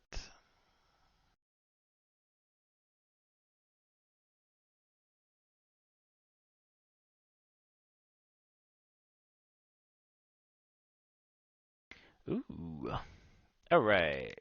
So we do have a pseudo bit file that's indicated by the red there. That is Maya also. But that is interesting. Let's cat Penelope's fag, and then we'll go mess with that.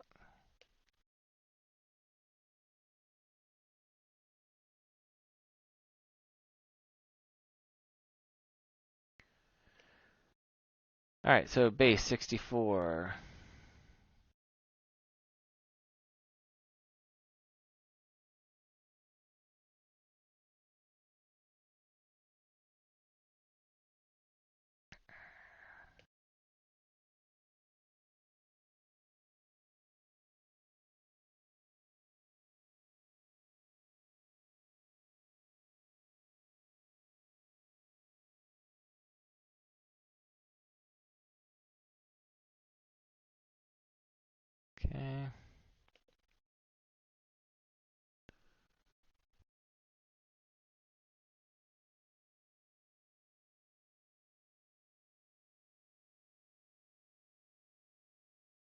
this is going to be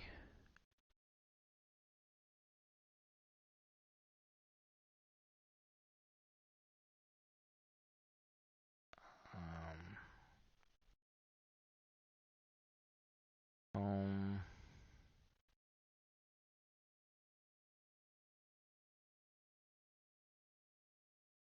Penelope base 64.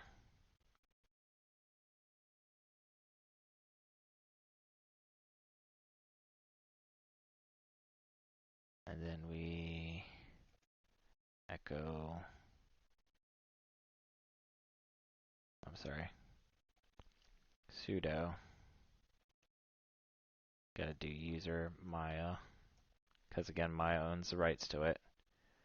And then base 64 L file and base 64. They do a dash dash decode. I'm just gonna do a dash D and see if that works. The password for Penelope, that was there.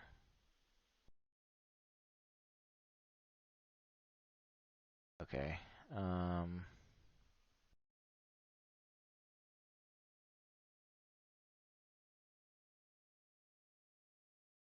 What am I doing wrong?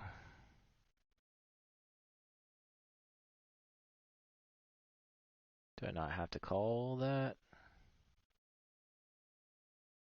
The sudo bit should run it as Maya. Oh, that's awesome.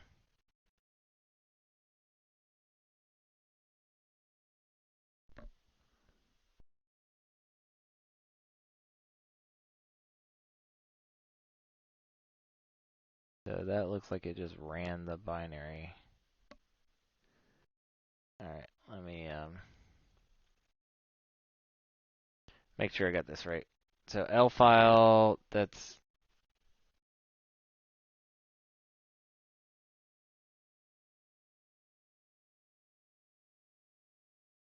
yeah, we're home Penelope, there's LSLA, base 64.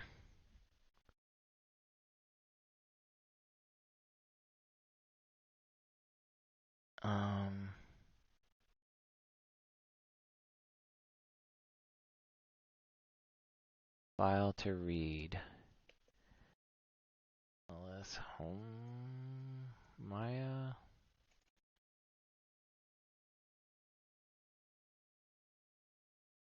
We can't see anything in there.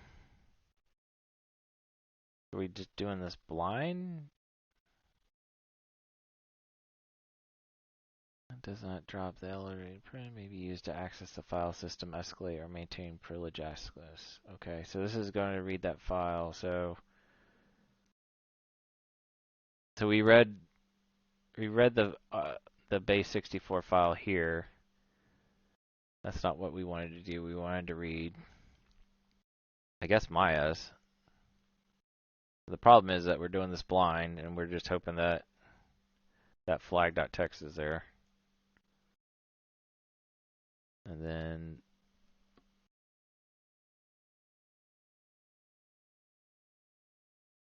yep. All right, cool. It's another one I don't really like, is because you're supposed to just guess that the file's there, and some of these have been on and off where that file is at.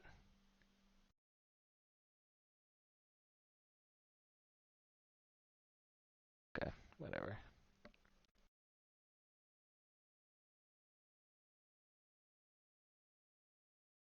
So now we should be able to switch over to Maya. Use the hash as the password, and we are.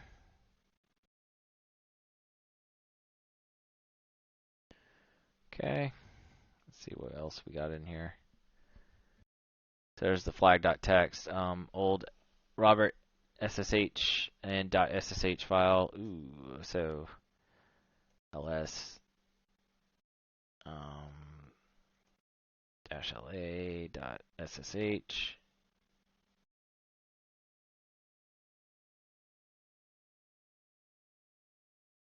Yes, there is. Oh, dot SSH. Thank you. Known host. All right, so it doesn't have that. Let's see what's in old Robert's SSH. So his pub key and his private key.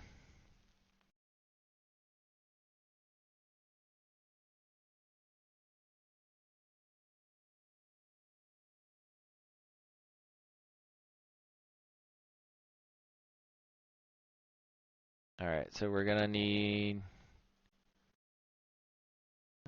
Let's see here.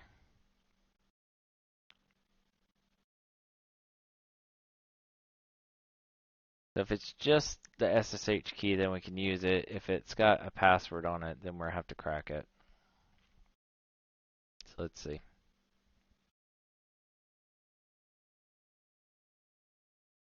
So there's the private key, and it is encrypted. So that's how you know that it has a password on it.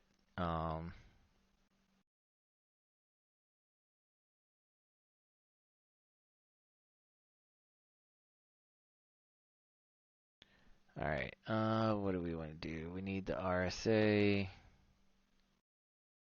Let's see here. Let's. I think we're still in a micro terminal. We'll close out Victor. And oh no. All right. I'll have to just close that. Okay, and then we'll split this one. And then what we're gonna do is RSA, and then we'll cat that again.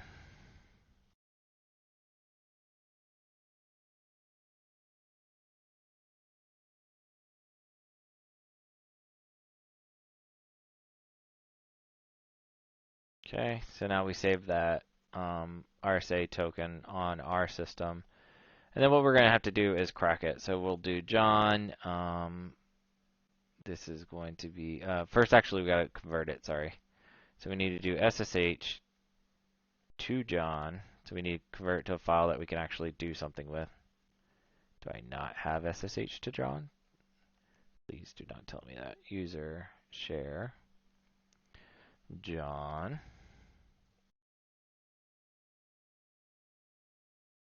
There we go. SSH to John. It's a Python script. We're going to convert the ID RSA, and we will convert that to an ID RSA.hash. No such directory. Bull honky. Python 3.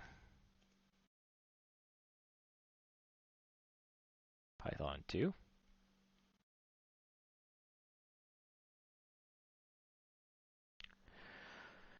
Oh man, good thing we still had Python 2 on that one. Alright, so now if we look at that, we have the hash, awesome, and now we can crack that.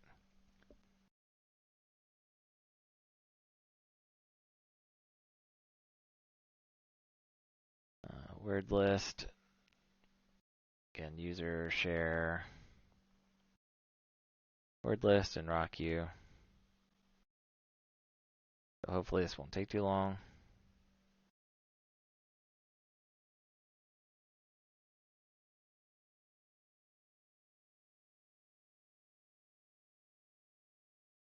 Industry weapon. Okay.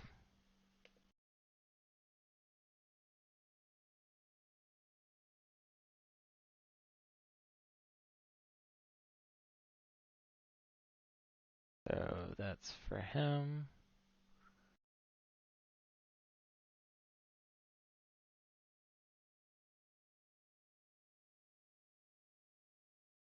All right, user.text. So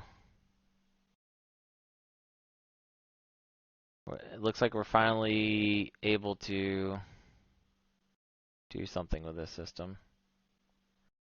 So T5, open. I usually put my IP and targets.txt, but we're just gonna scan it and see what comes up. So 22 is open.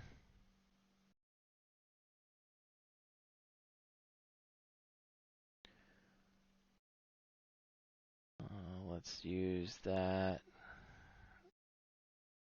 ID RSA, and it's going to be Robert at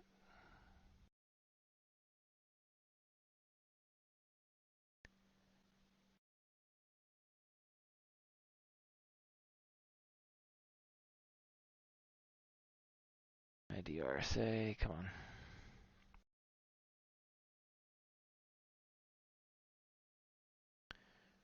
Robert at that.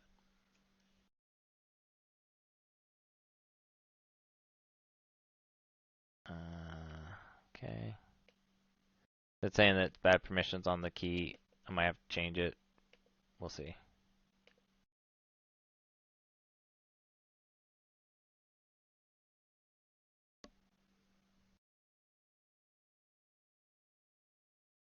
So it's still asking me for a password, which it shouldn't ask me for.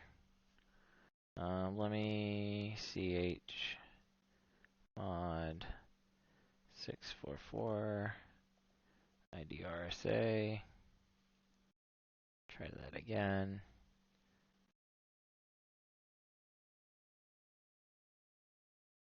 Okay.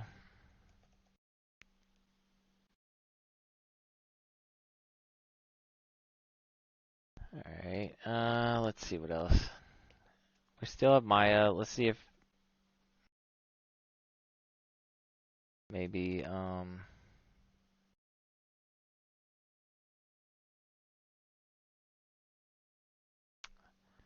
there another port?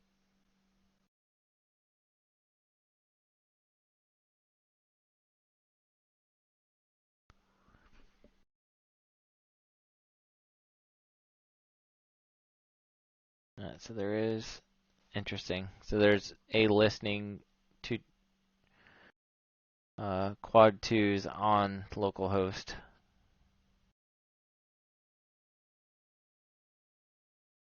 So, alright,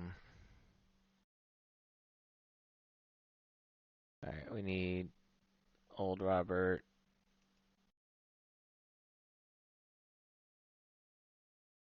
Yeah, old Robert SSH. So then we'll SSH, we'll do I RSA, and then Robert at 127.0.0.1. We need to specify the port, so that's going to be -p quad 2s. Robert's password. There we go. So now we're Robert. And we're in a Docker container. I know immediately we're on a Docker container because that's usually how Docker containers look. So how else do we look at this? So we can clear. I'll do env. So env will show things. Nothing there.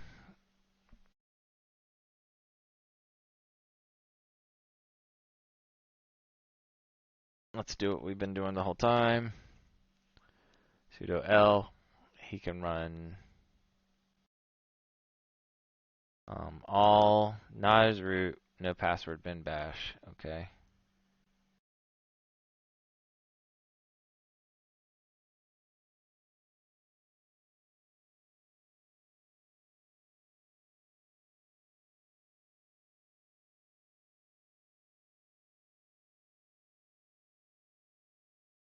Let's look at the version of sudo 1.8.21. So that's probably a vulnerable version. There's also that new sudo exploit out. I haven't played with it enough to know if I could use that. So let's look at the GTFO bins and see if we can get a sudo.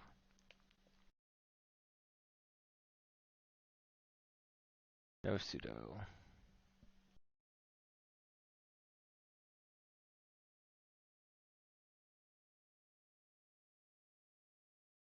What about bash? Okay, and then we can do sudo bash. Alright, so let's exploit-db.com.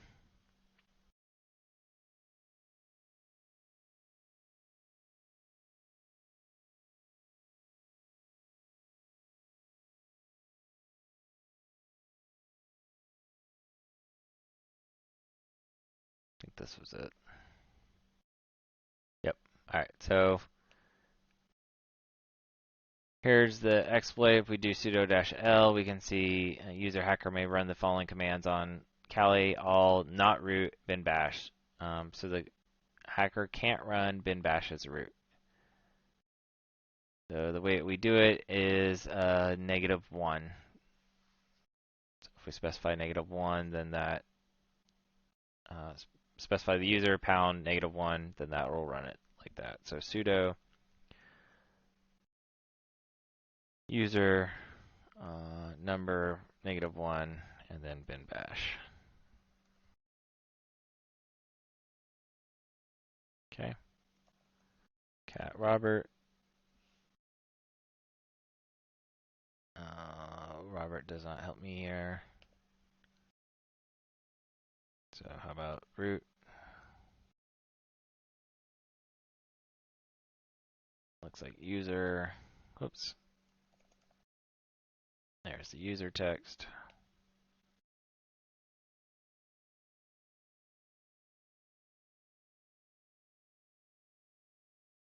Alright, and the root.text. Let's see.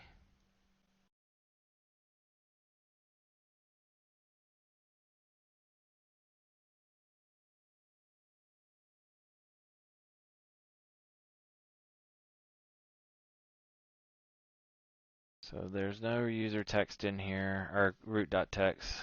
47, you made it. Or where status left message. Don't what I say. Return the agency with some safe route. All the previous doors have been closed. Good luck.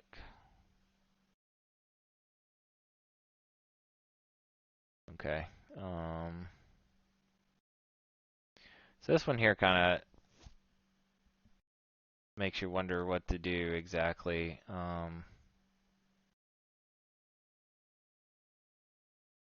We can check, permissions. We can check ID. We can check.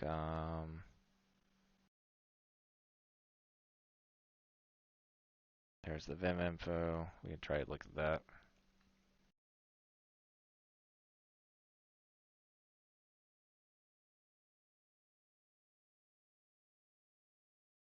There we go. Oops.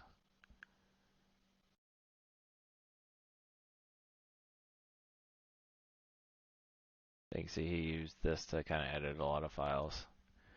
Not really helping us there.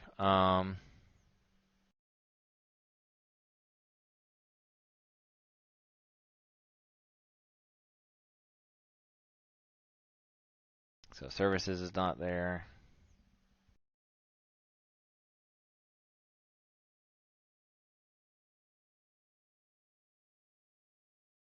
We do have Docker.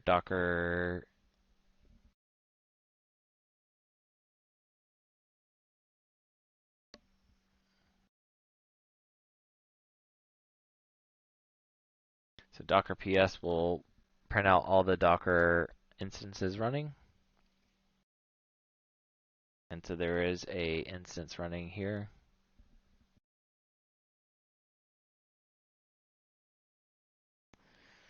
And so at this point, what we need to do is, I don't think there's a GTFO bins for Docker. Let's see if there is. Oh, there is. How about that?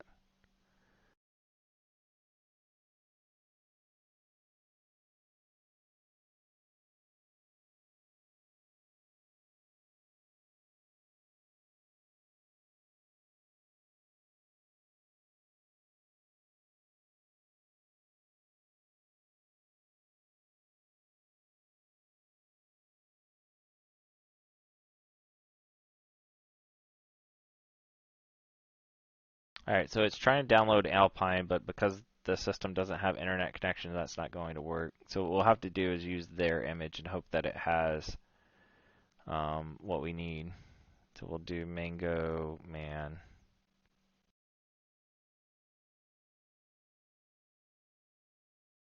Okay, we see that we get a pound shell, but is it a true pound shell? Let's do bin bash and see. We did get some other container now, so that's great. We can cd to root.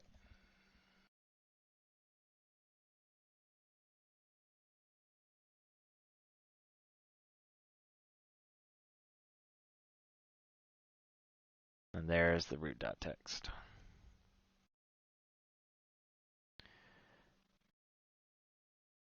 So all we did really is just kind of run into this other Docker container. We didn't escape out of it.